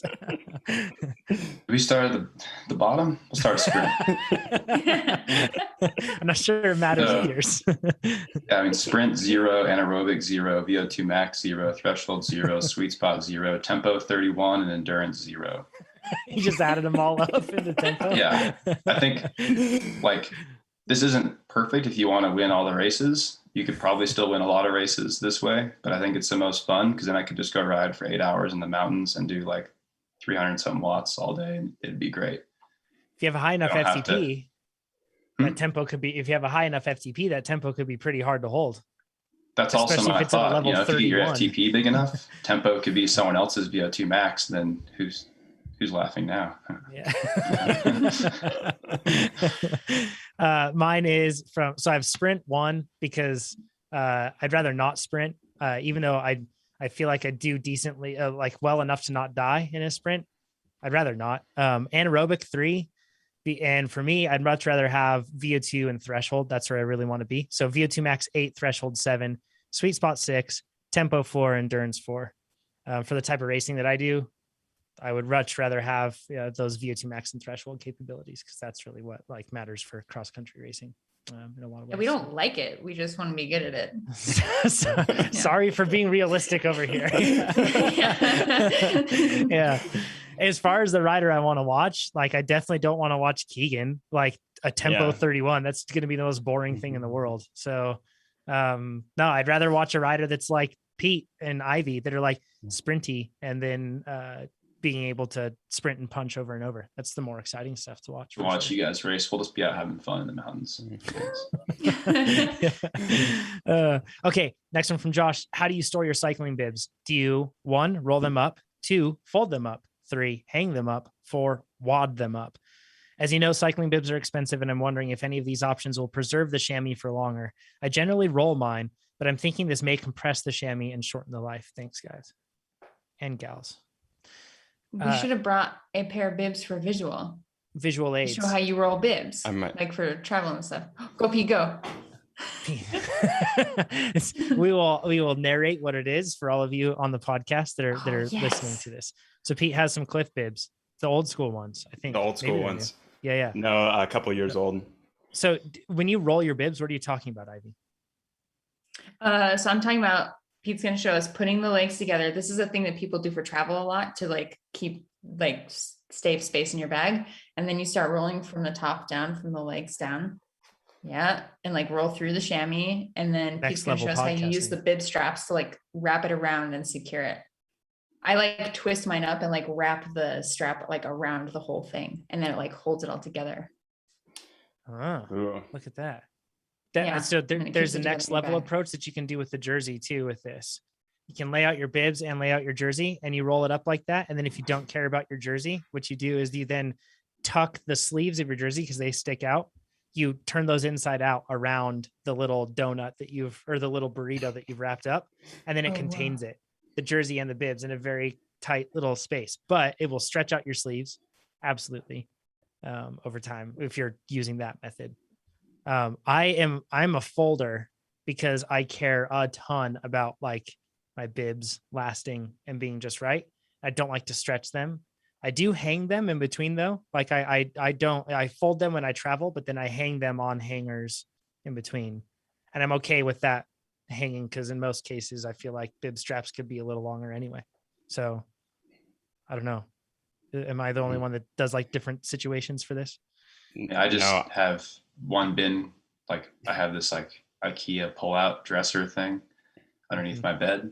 And I have one bin that all the bibs just get thrown in, one for all the jerseys and one for jackets and everything else. So I don't fold or roll anything. And when I pack, I do the same thing. I just throw all my kit into the bag. I like smash it and zip it shut. So I'm visualizing Keegan like jumping up on top and like smashing the kit pile. And the thing is, if you roll them all up and pack them super nicely, then you have to do that again every time when you're traveling. And if you're traveling a lot, it's a lot easier just to like throw it in there, zip it shut. And like they pack to the same size when you force them down. Like I think that's a pretty good method. I do hang dry all my stuff. Your mother's cringing right now, Keegan. Yeah. And Sophia, she can probably hear me. But if you want to preserve the life of your bibs, don't wash them on high heat, like hot water. Use cold water, and then don't dry them. I don't dry on my stuff. I just hang it. So I think rolling them up probably makes them not last as long because then you're stretching the bibs and things. I don't know. I have no idea, but I just think it seems like excessive busy work to me. So, but when you smash your kits all together and pile them in there, you're probably compressing your chamois just the same, Keegan. So probably, but I'm not stretching the straps. I'm not stretching the legs. That's true. The chamois gets probably compressed, but it uncompresses when I take it out. I'm glad we're solving super important problems with this. At home, I'm the same. I just have like a drawer for just like bibs and jerseys and just shove them in there. Yeah, I'm folding. I roll when I travel, or fold. Sorry. So. I hang and have a bin. So the nice newest ones I hang, and it's one last caveat is some bibs straps are the weak point and will wear out faster, and I hang those ones upside down from the leg. Oh. Yeah, I know. Use pinchy hangers. I use pinchy hangers. But most of my bibs, the straps are more robust than anything else. So hang by the straps with like the notched hangers, and then you can put a jersey on top of it, and then you have your matching kit hanging in the closet. We're changing lives. I need to. Right now. I need to work on time management. If y'all have time to like pin up all your bibs, like. Well, you probably have this problem, Ivy. Like you probably have a lot of kits, and so I have trainer specific kits that I wear, and that all lives in the bin. And so if I'm going to the bin, I'm going to ride the trainer or mountain biking or something, and then I try to keep my nicest, newest kits very contained and not wear them regularly. And so if they're on the hanger, then I know where the new nice kit is and which one I'm supposed to wear, and you just grab it off. And then that's what you put in your bag for racing. And you very carefully roll it not too tightly so you don't smash anything. and stick it in. Yeah, totally. This is impressive. We have another one. Sorry, what Keegan? He has some pretty good logic there. Yeah. Pete's the Mountain king of biking logic. and the trainer. Yeah. Pete's the king of logic. If the 3 Grand Tours, Giro, Tour, and Vuelta, were wine, what sort of wine would they be? And same question, but for coffee. This is from Ryan. But I'm going to add to this, same question, but for bubble water. And then I think Ivy would prefer that we also did the same question for hard seltzer. So Yes. if I'm not Chad was here, basic, he I would. swear. If Chad was here, he would cover the wine side. So can Pete or maybe Keegan or Ivy, one of you chime in? What would the Giro, Tour, and Vuelta be? It'd just be French, Italian, and Spanish red wine. Like, it's like, thanks, Keegan. Super exciting. It's all it's all kind of the same, you know? It's like same thing, different pile. Like all Grand Tours, they're all in Europe, and I think we need Chad. Chad would be bringing out glasses and having like a coach tasting with all of us right now. He'd be walking us through subtle notes and why that's like Mont Ventoux, you know, like he would be like drawing all the connections. Yeah. I appreciate your contribution, Keegan. Simple. I don't discriminate. I don't even want to answer anymore because I don't even think I really thought I didn't do my homework. I didn't like think about this one and like what the 3 tours are like and like, you know, are they, how to speak to them in terms of flavors. I was just like, I like hard seltzer. I'm going to talk about that. I do have an answer for coffee though. Oh, okay. Let's hear this. I mean, like the Giro, since in Italy, it'd probably just be espresso. And then the Vuelta would be like cortados. And honestly, I don't really know what kind of coffee they drink in France. It's probably like cappuccino or something. I don't know. But little tiny coffees. Pour overs? I don't know. No, Europeans don't do pour overs. It's always kind of a bummer. Like you go to Europe and you just get some like super dark burned espresso. Sorry, you guys. That's just the reality. Yeah. It's what it is. It's real. Yeah, I would say thinking about like dark burnt coffee, Giro is definitely darker and burnier based on the intensity of the race and like the way they like their coffee. It all jives. Where I feel like the Vuelta is kind of a little more open and kind of I don't know. The Vuelta would be something that's the polar opposite of the Giro. Like it's probably still dark roast coffee because it's Europe, but like definitely not just tar, black tar. Yeah, that's why you had the milk to make is it less instant coffee. Yeah, Vuelta might be instant. Cyclocross is instant coffee. Tracklecross. Oh, Tracklecross. Tracklecross is instant coffee. Nescafe instant that's coffee. truck stop coffee. Yeah, that's truck stop. It's worse. Instant coffee is kind of good. Like that truck stop coffee that says like it's in like the orange pour thing that says like ultra high caffeine. Like like the high caffeine, the hot one. Jet fuel. If you're joining us in live chat right now, please let us know what type of coffee each one of the Grand Tours is. We need to hear what you're going to say, or if you're watching after the fact in the YouTube comments. For bubbly water, it's like clearly apparent to me. I don't know how it's not apparent to everybody, but the Giro is absolutely something like Gerolsteiner, because Gerolsteiner is like honestly a little bit hard to handle, really bubbly. The bubbles are a bit too much, and that's how the Giro feels every year. I'm like, this is too much too soon. We shouldn't be riding in these mountains when it's snowing on them. It's too intense. Let's just stop and let's just do this later. Meanwhile, the Tour is, as I know this is Italian, but the Tour is San Pellegrino, because the Tour is the Tour and it's just meh. It's fine. I'm not a big Tour fan. It's okay. But it's fine. But the Vuelta is where the real, like, actual enjoyable experience is for me. I love the Vuelta. It's like got more unpredictability. The routes are way cooler. They've got like amazing, cool climbs. The tactics are nuts because people are fighting for contracts at the end of the year and they want to have like a good performance. It's way better. So that one is clearly, and it's also Spanish. Vichy Catalan is what that one is. So yeah, that's the bubble water breakdown. I was sure you no one put knows Topo what you Chico just in there. said, John. No. Yeah. Topo Chico doesn't fit in the Grand Tours. It's way better. Topo Chico is like cyclocross. So, you know, Yeah. No, nobody understands. Nobody knows what beach cattle is. It's really good though. We don't, It's good. yeah. It's good. It's good. I love it. bubbles. It's like really, although it's kind of an acquired taste, it's like super minerally, you know? Yes. Mhm. Yes. Not Like unlike it tastes like you're Vuelta. drinking like out of like I don't know, a hot spring or something. Like, Yeah.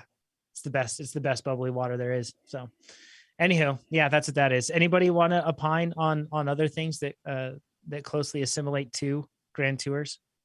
We should make this a regular thing where we run through like different food items. I could see Chad having many opinions on this. The refined palate of Chad is definitely decisive. So, okay, let's get into Chris's question. He says, longtime indoor rider, but have recently settled on TrainerRoad as a platform, largely due to the podcast of 5 stars for everyone.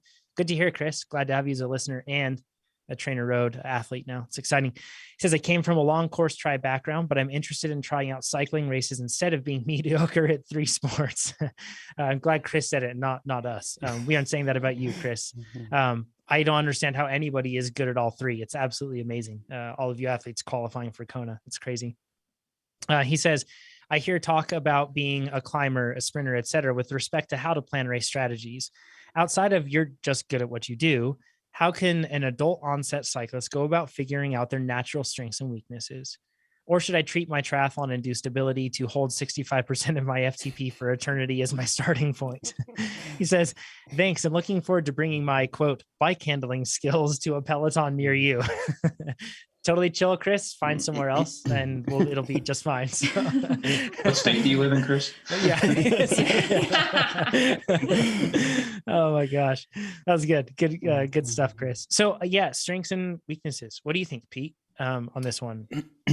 As an adult onset athlete, I think you can't artificially limit yourself. You don't know anything, right? You've done one test, you've tried one sport. Well, you've tried 3 sports medium. Yes. But it's man, we're going to get so much hate for this one. Yeah. I'm so sorry. We love everyone. Yeah, I apologize. No hate comms. We love everyone. Yeah. Everybody love everybody.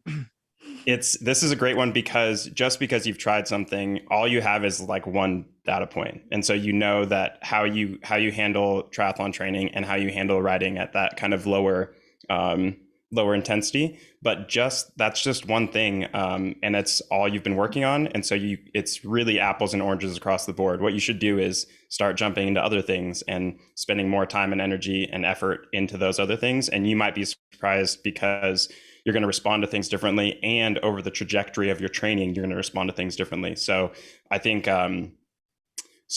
pick like if you're going to be a bike racer, start with slightly more intense efforts, and maybe you really thrive on those, and maybe it builds on it really well. Like some athletes are super responsive to intensity, and you already have a great platform to start because you have been spending time riding. So don't worry about like trial and error. Like start training, start seeing how it feels, and you've got a lot of time to figure it out. And we all spend years doing this over and over and over. So just starting is the important part, and then you'll see what starts moving and shaking from there. Keegan, what say you on this one? I agree with Pete. I'd say just, try different things and kind of figure out what you enjoy and what you want to do. That said, like you didn't mention what your watt per kg is. So if you're like already 5 watts per kilo, you're probably destined to be a better climber than others. So maybe you're like, oh, I'm just going to go that route. I'm going to focus on like punchy climbing efforts or long climbs, like, because you're probably going to enjoy it more if you're good at it. I mean, maybe that's not for everyone, but that's the way I feel too. Like if you're good at something, you're going to have more fun normally. But that doesn't mean you shouldn't try sprinting and like other things. So yeah, I'd say just do whatever you want. Like world is your oyster. Like don't pigeonhole yourself into a certain place. Yeah, you've done that too, right, Ivy? You've evolved from discipline to discipline, right? Yeah, and I definitely empathize with wanting to figure out what you're good at. As someone that like struggled to like figure that out for a really long time. And it's, Chris won't find out what they're good at right away. And that trial and error might take years. And that said, like getting into your road racing community and going on like a broad spectrum of group rides and like pickup races or like race rides and like faster ones and like super open what are they called, like business park crits, like stuff where you can just like test it out and see what you really like. Like you should also be, you know, regardless of what you're good at, you should also be doing what you like. Like you might find that sprinting and super high intensity is really like not something you're good at right now, but like, man, you might really like crits. So like getting out there and like trying them out in those kinds of settings is like a good way to ease into actual road racing and also to figure that out. And group rides are also a good way to work on your bike handling skills before you start racing crits and road races. So you can go to your state of local group Montana, ride. Utah, or Nevada. Yeah. No TT bars allowed though, Chris. Don't do it. You'll get accosted. One thing that I can't help but think of is, so Richie Port, he was triathlete that became pro road cyclist. And I guarantee you, if Richie Port let the box that he was defined in define him, he wouldn't be famous for attacking just viciously on Wollonga Hill and holding crazy VO2 efforts and like, you know, being this punchy climber that he's known for being right now. He was a triathlete, so he was probably really good at stable power then too. So you can't let things just completely narrow you down like that. You can change the athlete you are, particularly when you're like us and you're so far from being at the pointy end of your own genetics. You know, all of us just have a ton of room where we can likely grow into. But kind of like what Keegan said, you know, if you have really good power to weight, that's going to influence where you'll be like successful, in particular, the level of success that you'll have on climbs. Or if you're just a really big rider and you have big power, that means you're going to be better at rolling higher speeds on rolling terrain, flat terrain, that sort of thing. That's just the nature of who you are. But it doesn't just come down to that. It comes down to repeatability, strategy, skills, and mentality. Like if you don't enjoy the sort of training you're doing, you're not going to do enough of it because you will burn out eventually and it'll just wear on you. So then you won't be able to execute. Like I think there are a lot of riders. Ivy, we could put you into a field and you could probably sprint with some of the top sprinters. But the thing is, that's not where you want to be right now. So that's not what you're doing. So for all of us, if you feel like, oh, my natural calling card is to do X, but I really want to do Y, just do Y. Like don't force yourself into doing something because you feel like that's being assigned, unless that's like an assignment from a coach on a team that you really want to be on and you want to fulfill that role. Sure. But otherwise, if you don't want to do it, like just don't do what you want to do. We can be whoever we want to be kind of on the bike. And also there's some sort of like skills that you might have. You have a really good sprint, but you're really not good at reading a race. You're not going to have success as a sprinter. You have to have more than just a power profile. There's more to it for sure. So, otherwise you'll miss the move like I always do whenever I get into a sprint. So Nope. Nope. Yep. Yeah. Let's go into one more question and we're going to get into this one from Ben. I think that's probably the best one for us to cover here. And then we'll get into, and then if we have time, we'll cover some live questions. He says, hey guys, he says, love the podcast so much. There's been plenty of discussion about GI distress whenever the topic of how much carb intake can your body handle is discussed. I started to take carbs on the bike, roughly about 55 grams per hour, one gel and some sports mix. However, I find I get, and he says, the runs, so diarrhea, and not the triathlon kind, he says. Is this the GI distress you refer to? And if so, how does one go about increasing up to 80 to 100 grams per hour per ride or on a ride? Any tips or tricks, or is this some kind of secret silent suffering that you all unsung heroes just tough out? Apologies if it's breakfast time, wherever your listeners may be. Yes. Well, this is like a super important thing to cover because there are a lot of athletes that are in this situation. They're just wondering like, how does everybody else do this? My gut is just completely destroyed anytime I try to take in this sort of stuff. So yes, that GI distress manifests itself in two ways. Well, three ways really: discomfort of your gut, gas, and diarrhea. Or I guess usually in most cases, it's not going to be something that's causing you to throw up. That would be different. We're talking once it's getting down into your intestines and everything else. And that's where the discomfort comes, right, Pete?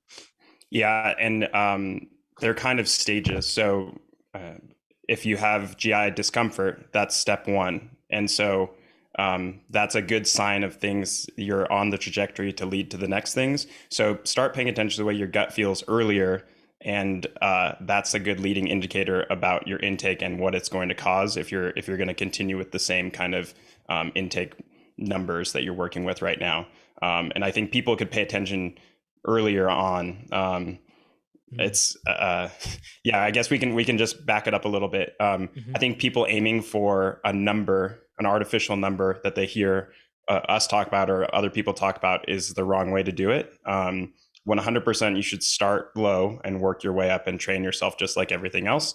I mean, you don't jump into VO2 max efforts at 125% for minutes. Like, let's start easy, bring it up. The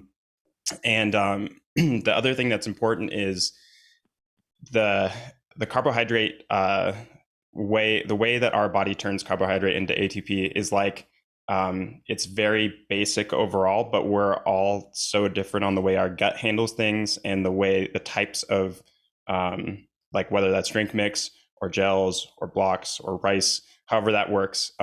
Everybody's going to kind of be in a different boat to start out with. And so I think starting light and starting with simple things, starting with one, I would generally encourage people to start with one thing. So pick your one carbohydrate source for the ride and start really low and aim for 20, like don't even aim, start as low as you can, 20 grams an hour, something like that.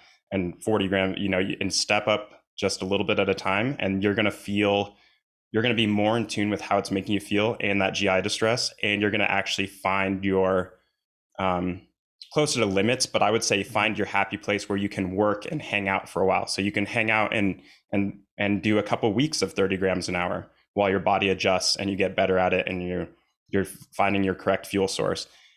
And I think if you're not happy with one of your fuel sources, you should change, like still go through things because once you find something that works, it's going to be really apparent that it's a lot better than other things in that same realm. Like I think, John, you have a favorite fueling source and it works much better than everything else, right? Yeah, absolutely. And I really want to nail home what you just said about simplifying the sources in your gut. A lot of the time we're like pineapple aloha gel, and then we're like hops and birthday cake gel, and then we mix in like 3 different types of drink, and then we throw in like a Cliff Bar, and then we wonder why our stomach hurts. And sure, it could be just the fact that you took in too many grams per hour, but let's assume that you somehow hit a very reasonable grams per hour of carbs that you took into your gut. Who knows what sort of reaction that pineapple aloha with the Cliff Bar with something else is doing in your stomach.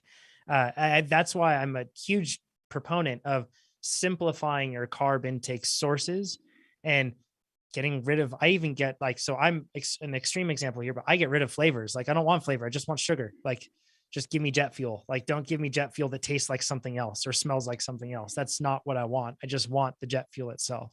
And when you do that, it allows you to really narrow it down and figure out what's causing the GI distress. Is it actually the amount of carbs per hour, or is it just the potent cocktail you've dumped into your gut and you're asking your gut to work out? So it's really important to go through this measured process like Pete's talking about. Don't shoot for some crazy number. Instead, focus on what you can take in and focus on really testing a specific thing out. And then you can test something else out. For me, it's glucose and fructose. And I won't share this week, but on a coming week, I'm feeling like I'm learning a whole lot about glucose and fructose and specific ratios and types of riding that work best for me. But it's all because I'm following Pete's approach of being very measured about what I'm taking in and at what quantity and doing all of that.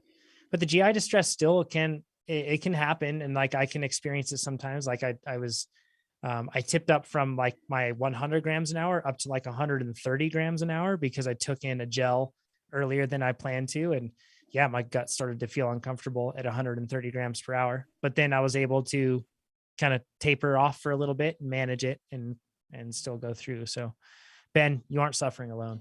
Lots of us suffer with this. So Keegan, you've had a huge improvement with this year, right? And figuring out your proper race gas nutrition. So. Oh, Keegan's muted. There we go. Unmuted. Yeah, it's definitely been like I've been experimenting a bit more, just trying to figure out how much I can take in. And really, I started doing it all before the White Room FKT, because I was like, man, I don't want to carry like 15 goos with me or whatever, whatever it would have been. So I started, moving more calories into the drink, and just kind of played with different ratios and kind of found what worked for me. And then I do a lot of harder, like endurance kind of tempo rides. On those rides, it's a little more focused on like what I'm eating. I'll try and like keep it a little simpler and just like make sure the workout is like I can do everything properly. If it's like an easier endurance ride, I'm just doing like, 3 to 5 hours of like zone 1, 2, I'll like, throw in something new, or like, go to a gas station, just get whatever I want, whatever I feel like. And if it works, then it's like, okay, I can try that on a harder ride. And then if that works there, then I can try it on an interval day. And if it works on interval day, then I can move it to a race day. So I have like stages I'll test things in and find what works for me.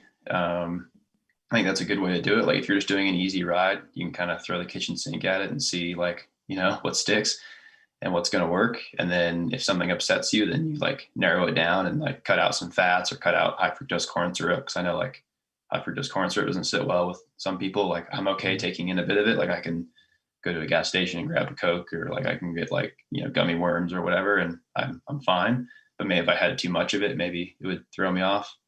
Can also race with those things a little bit. I'm also okay. So I think you just have to find like what works for you and balance it out. I also like too much fiber, too much fat, never good unless it's like super long, super easy ride. But you did a Successful Athletes podcast with Taylor Lundeen, and his approach was pretty similar. Like when he's training, he just like goes nuts. He'll drink and eat just as much as he can, and like different varieties. And like, you just want to like train your stomach to handle anything. Cause sometimes, in the middle of a race, so you drop a bottle and you have to grab someone else's bottle, or maybe like you get handed some random thing and you're like, well, it's either water or I drink this drink mix, Mm-hmm. So I think you have to be a little bit flexible and like train your body to just take what it's given. Sometimes maybe you're used to jet fuel and you end up with mower gas, and that's just what it's going to be. So I think it's good to like, I think you have to like, you're not always in the driver's seat of what you're going to get. I know there's some races, like for example, Crusher and the Tusher, the gravel race here in Utah.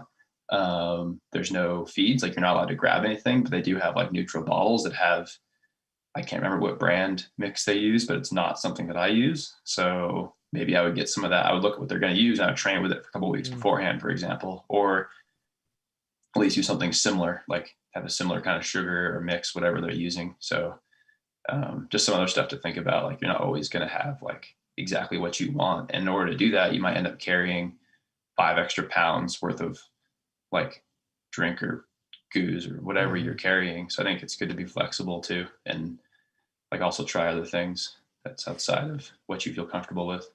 Especially when you're Taylor Ladine and your mid-ride stops on a 350-mile race at Unbound is a gas station in the middle of Kansas. So you're just at gas stations are pretty reliable. You can always find a few certain things. So as long as you like, what you can handle. Donuts. Coconut crumb donuts. He Lay's was drinking potato chips. What blew my mind is the milk. He was drinking strawberry milk, and I'm like, dude, that is gnarly. I appreciate that. Like, down milk. I don't know how he does it. Yeah, he even brought in like beef jerky, but he was like, dude, in those races, I go through such a wild experience in 350 miles. He's like, I just need to have some specific thing. So when he's training, he's just like, he goes to the groceries or he goes to the gas station and basically just like sweeps the shelf and just like tries everything to try to, that's part of his training regimen. Right. Whereas an Ironman athlete in particular, they have to find out what's going to be served to them, like at Crusher and the Tusher. And then they have to train with that, or you can be a fussy cyclist like me and be very fragile. Everything's perfect until it's not. Yeah. It's or like, for me, for Leadville and Breck, I had the same thing every time, like all day. There's nothing deviated. So like, you got to keep, I think when it's like a key race and like you're going, like you're riding at the limit, you want to try and optimize it. But it doesn't always always be that way. So, and some people just are more flexible and they can eat whatever they want. Like Ryan Standish can eat whatever he wants. I feel like he'll just be smashing Pop-Tarts and like, doing things and like, man, if it works for you, it works for you. So it's like, not everyone's the same. So yeah. V10 runs hot. You can put anything in V10. there. Yeah. You can just dump it in. Motor gas, jet fuel, diesel fuel. Just give it to You it. can handle it all. That's Ryan for you. So, okay, let's go into a handful of live questions and then we'll close this one out. First one from Sanj. She says, any tips for how to recover hard when you need extra rest days? Do you massage your legs extra or do heat therapy or something? So when you need extra rest days, this is sounding like when you need a recovery day bad. Like, what do you do to get the most out of that recovery day when you're really boxed? This is a hot take. I take a hot bath on super recovery days because it seems to, I don't know what it does. It makes me feel better. And it like makes me get more in tune that that's a recovery day where like, I'm going to actually relax. I'm going to not, I don't know. It changes the way I'm treating the next couple hours. If I take a super hot bath and get the body to relax a little bit, just read or something, hang out, and then go sit on the couch. Right. But I think it's like an extra hour of me, or half an hour of me not doing anything. And it does seem to provide some stimulation to the body that's not taxing in any way, shape, or form. Nice. How about you, Ivy? Oh, I lay down all day. I have people have like standing desk. I have like lay down desk, and I just like have a little pillow. Like I like make a pillow fortress around myself, and there's like a pillow for my computer, and there's like pillows that my legs go on, and I just like try to lay down all day. And I don't like stand up doing meal prep. Like I get like DoorDash, so I just like don't have to walk. I super chill out and just like lay down all day. Yeah, nice. Keegan, what do you do? Yeah, I guess kind of with Pete, like a nice like hot tub or bath, something like that, and then like a nice stretch, and then just chill. I know it's not the most relaxing thing ever, but I like to go ride my motorcycle on rest days. I think it's more of a mental thing for me. Like it does take some physical like force to like, counter steering and doing all this stuff. But I think for me, like there's no cell phones, there's nothing. It just you and a throttle and a bunch of pavement, and you're just cruising. So I think you have to also find something mentally that like takes you out. So I'm laying on the couch, I'm probably thinking about like training or racing or like bikes, or I'm in the garage messing with something. But if I just leave and go ride for a couple hours and I go sit at the top of the pass and stare at the mountains, like it's just like good recovery and not focused at anything else but that. So yeah, I feel like I don't really have a good way to answer this one. Ever since becoming a dad, I feel like the real recovery days just don't really exist anymore. Like they could, but then my son would be neglected. So like, I don't know. It's kind of hard. I guess one thing that I try to do on those days when I really want to recover is I try to force myself to take a nap. Nap can really help recharge things. But if I do that, I have like a rule too. I don't take a nap if it's after like 3 p.m. I don't want to be sleeping after 3 p.m. because then it makes the subsequent sleep really tough for me. So, but yeah, I don't know. Recovery days are really hard. I'm sure a lot of parents are thinking about this, or just anybody with other demands that they may have that are like really consistent in that regard. It's tough. Like, it's really tricky. I feel like that's this year I did high volume training for like the whole year. I think I averaged like 13 hours a week this year, which is really high for me. And almost all of that was structure. Like I did a lot of things, and it definitely hit a point where I just felt like I was pouring water into a saturated sponge, where I wasn't able to get a lot more out of it. And I think that recovery would be a huge thing for me to be able to do that. But at the same time, that would come at the cost of quality of life to those around me. You know what I mean? So you have to balance it. So in the end, getting 6 watts on my FTP isn't worth neglecting my family. Right. So you have to, you just balance it out. Next one from, let's go to Hunters. I'm preparing for collegiate mountain bike races this year, and I'm wondering what's one best interval session workout during the weekdays for 4 races back to back. I always struggle with this one best workout thing. Because there isn't one best workout, right, Pete? You're shaking your head too. Yeah. That's why I won't say anything. It's because there's no. I have an answer. All right, let's see what Keegan has to say. Yeah, I guess I have a workout I like to do like between, if I'm like stacked with a bunch of races, it works for me. It might not work for everyone else, but it's basically like I do a couple sweet spot intervals, like 10 or 20 minutes, like not super hard. And then I have like 5 1-minute, like not full gas, but like zone 6 intervals. So by the end of those 5 or 6 intervals, like you feel like you did work, but you're not totally blown out, and it kind of hits all the different energy zones. And for me, like sweet spot tempo intervals always kind of seem to get the motor rolling again. And at that point, like when you're racing every weekend, like you're already, the fitness you have is the fitness you have, unless you're willing to sacrifice that weekend's race. Like you're not gonna be able to build any fitness.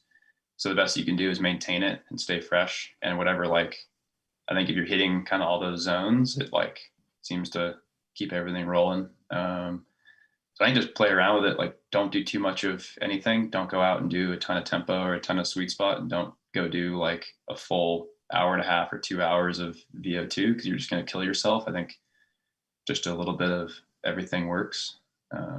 I'd say just like keep it, work out like under 2 hours. I think that's the best you can do. As someone who's done the 4 mountain bike races on collegiate weekends, I'm going to tell you that I think the interval session during the week is much less important than breakfast and lunch and hanging out in between races. Like, it's really easy to like you will be standing around and cheering and watching other races and stuff like that. And so if you bring a chair and you eat lunch, you're going to race twice as well as if you stood around and drank a beer and cheered on racing. And I've done a lot of both.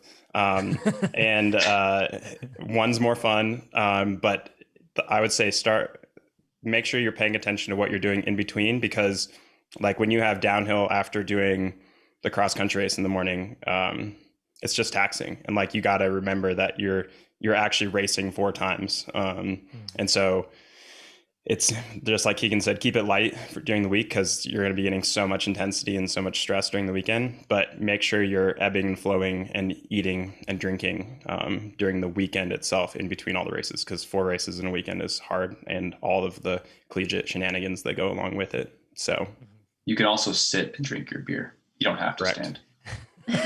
How do you wave your hand Keegan. in the air? Keegan dropping just throwing that out there. You can bombs. sit on the dirt and drink your beer.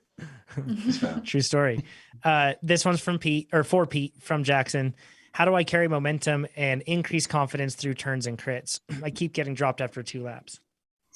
Man, I would say start with finding, I bet there's something to do with where you're located in the pack. And so having a little more freedom about where you can turn and how you can kind of handle the turn, depending on how your skill is with cornering right now. If you think you can take the corners fast enough, but you're having a problem with the acceleration out of it or something like that, you're probably actually not taking the corner quite fast enough, because then the acceleration won't be so bad. So if the acceleration is the rough part, I would say spend some time in a parking lot, going around like islands in the middle of the parking lot, faster and faster and faster.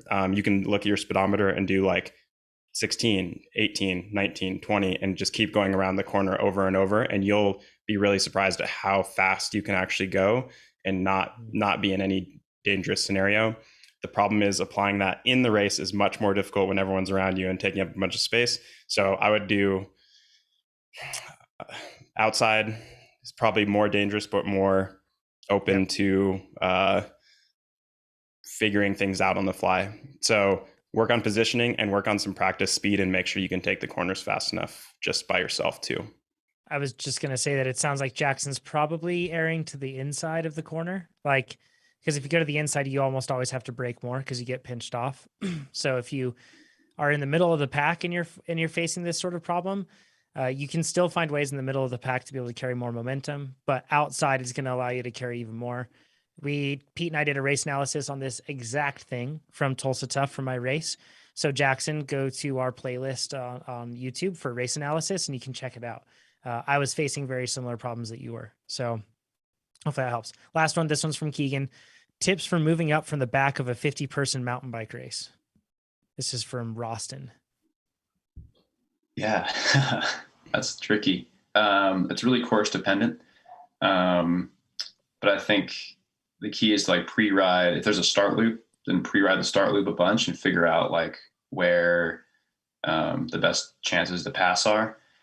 If you're starting in the very back, one thing I can suggest, it seems a little crazy, but start further back. Then like if you're already on the back row, line up way back there. And that way you can get in your when the gun goes off, you can get in your pedals and you have momentum and you can roll past everyone else who's floundering and getting their pedals. And that's a few free positions. I think we did a video on this, race analysis. With yeah, Nate. There's like, yeah. And I did one with racing the Benelli short track. I made a pass, I think going wide and some grass. Like everyone wants to go inside. And if you go outside and carry momentum, it's like racing a crit. You can roll past 10 guys here and you want to like try and make passes as efficient as possible. So I guess the next tip is like go all out on the start lap or the first lap, whatever it may be, and trying like when everyone's close, and then the next lap you can settle in, and then after that like try and recover, and then later on you can try and move up more. But if you try and go from 50th to first, it's just not going to happen. Like just try and get as far forward as you can when everyone's super close, and then like recover and then try and make moves later. Sometimes you get lucky, you can find holes. I guess you just have to be aggressive, and like if you're not moving forward, you're moving backwards. So if you try and hold your position, you're going to go back. You have to try and get forward all the time. That's the biggest thing. So yeah, it's all those micro decisions, and don't get so carried away. The one piece of advice that I would have, that Keegan's advice matters much more, but the one piece of advice that I would have is don't get so carried away or so focused on the fact that you're not where you need to be that you miss the opportunities right in front of you to move up one position. Mm-hmm. That's really common, where you're like, shoot, I'm so far back. And in your mind, all that you're playing over and over in your head is, why are you back here? This sucks. You don't want to be back here. You should be further up. Make the moves you need to. And when you're running through all of those thoughts, you're missing all the opportunities that you could use to actually just make passes happen. Right. So and I think, and two, like if there's a gap, if you're leaving a gap in front of you, someone's going to fill it. Like they're going to be like, oh, there's a wheel there. I'm gonna put my bike there. And that's totally cool. Like it's fair game. If I see a hole, it's big enough for a wheel, you can take that and your whole bike's going to fit there because they're going to have to slow down.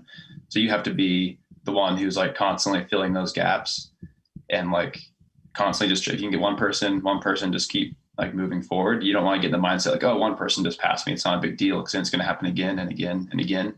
You have to like fight for that position. If they try and pass you, just don't let them. Move forward, block them, like whatever. It's racing, like it's fine. Don't feel like you can don't feel like you have to give them that wheel. I mean, don't go taking people out, but like you can, be aggressive and hold your spot and move forward. So tips from that helps. But yeah, it's really course dependent. Double national champion and Leadville champion and Breck Epic champion. It's pretty solid. Good source of advice right there. So turns out you're fast, Keegan. Who knew, huh? I try. All right.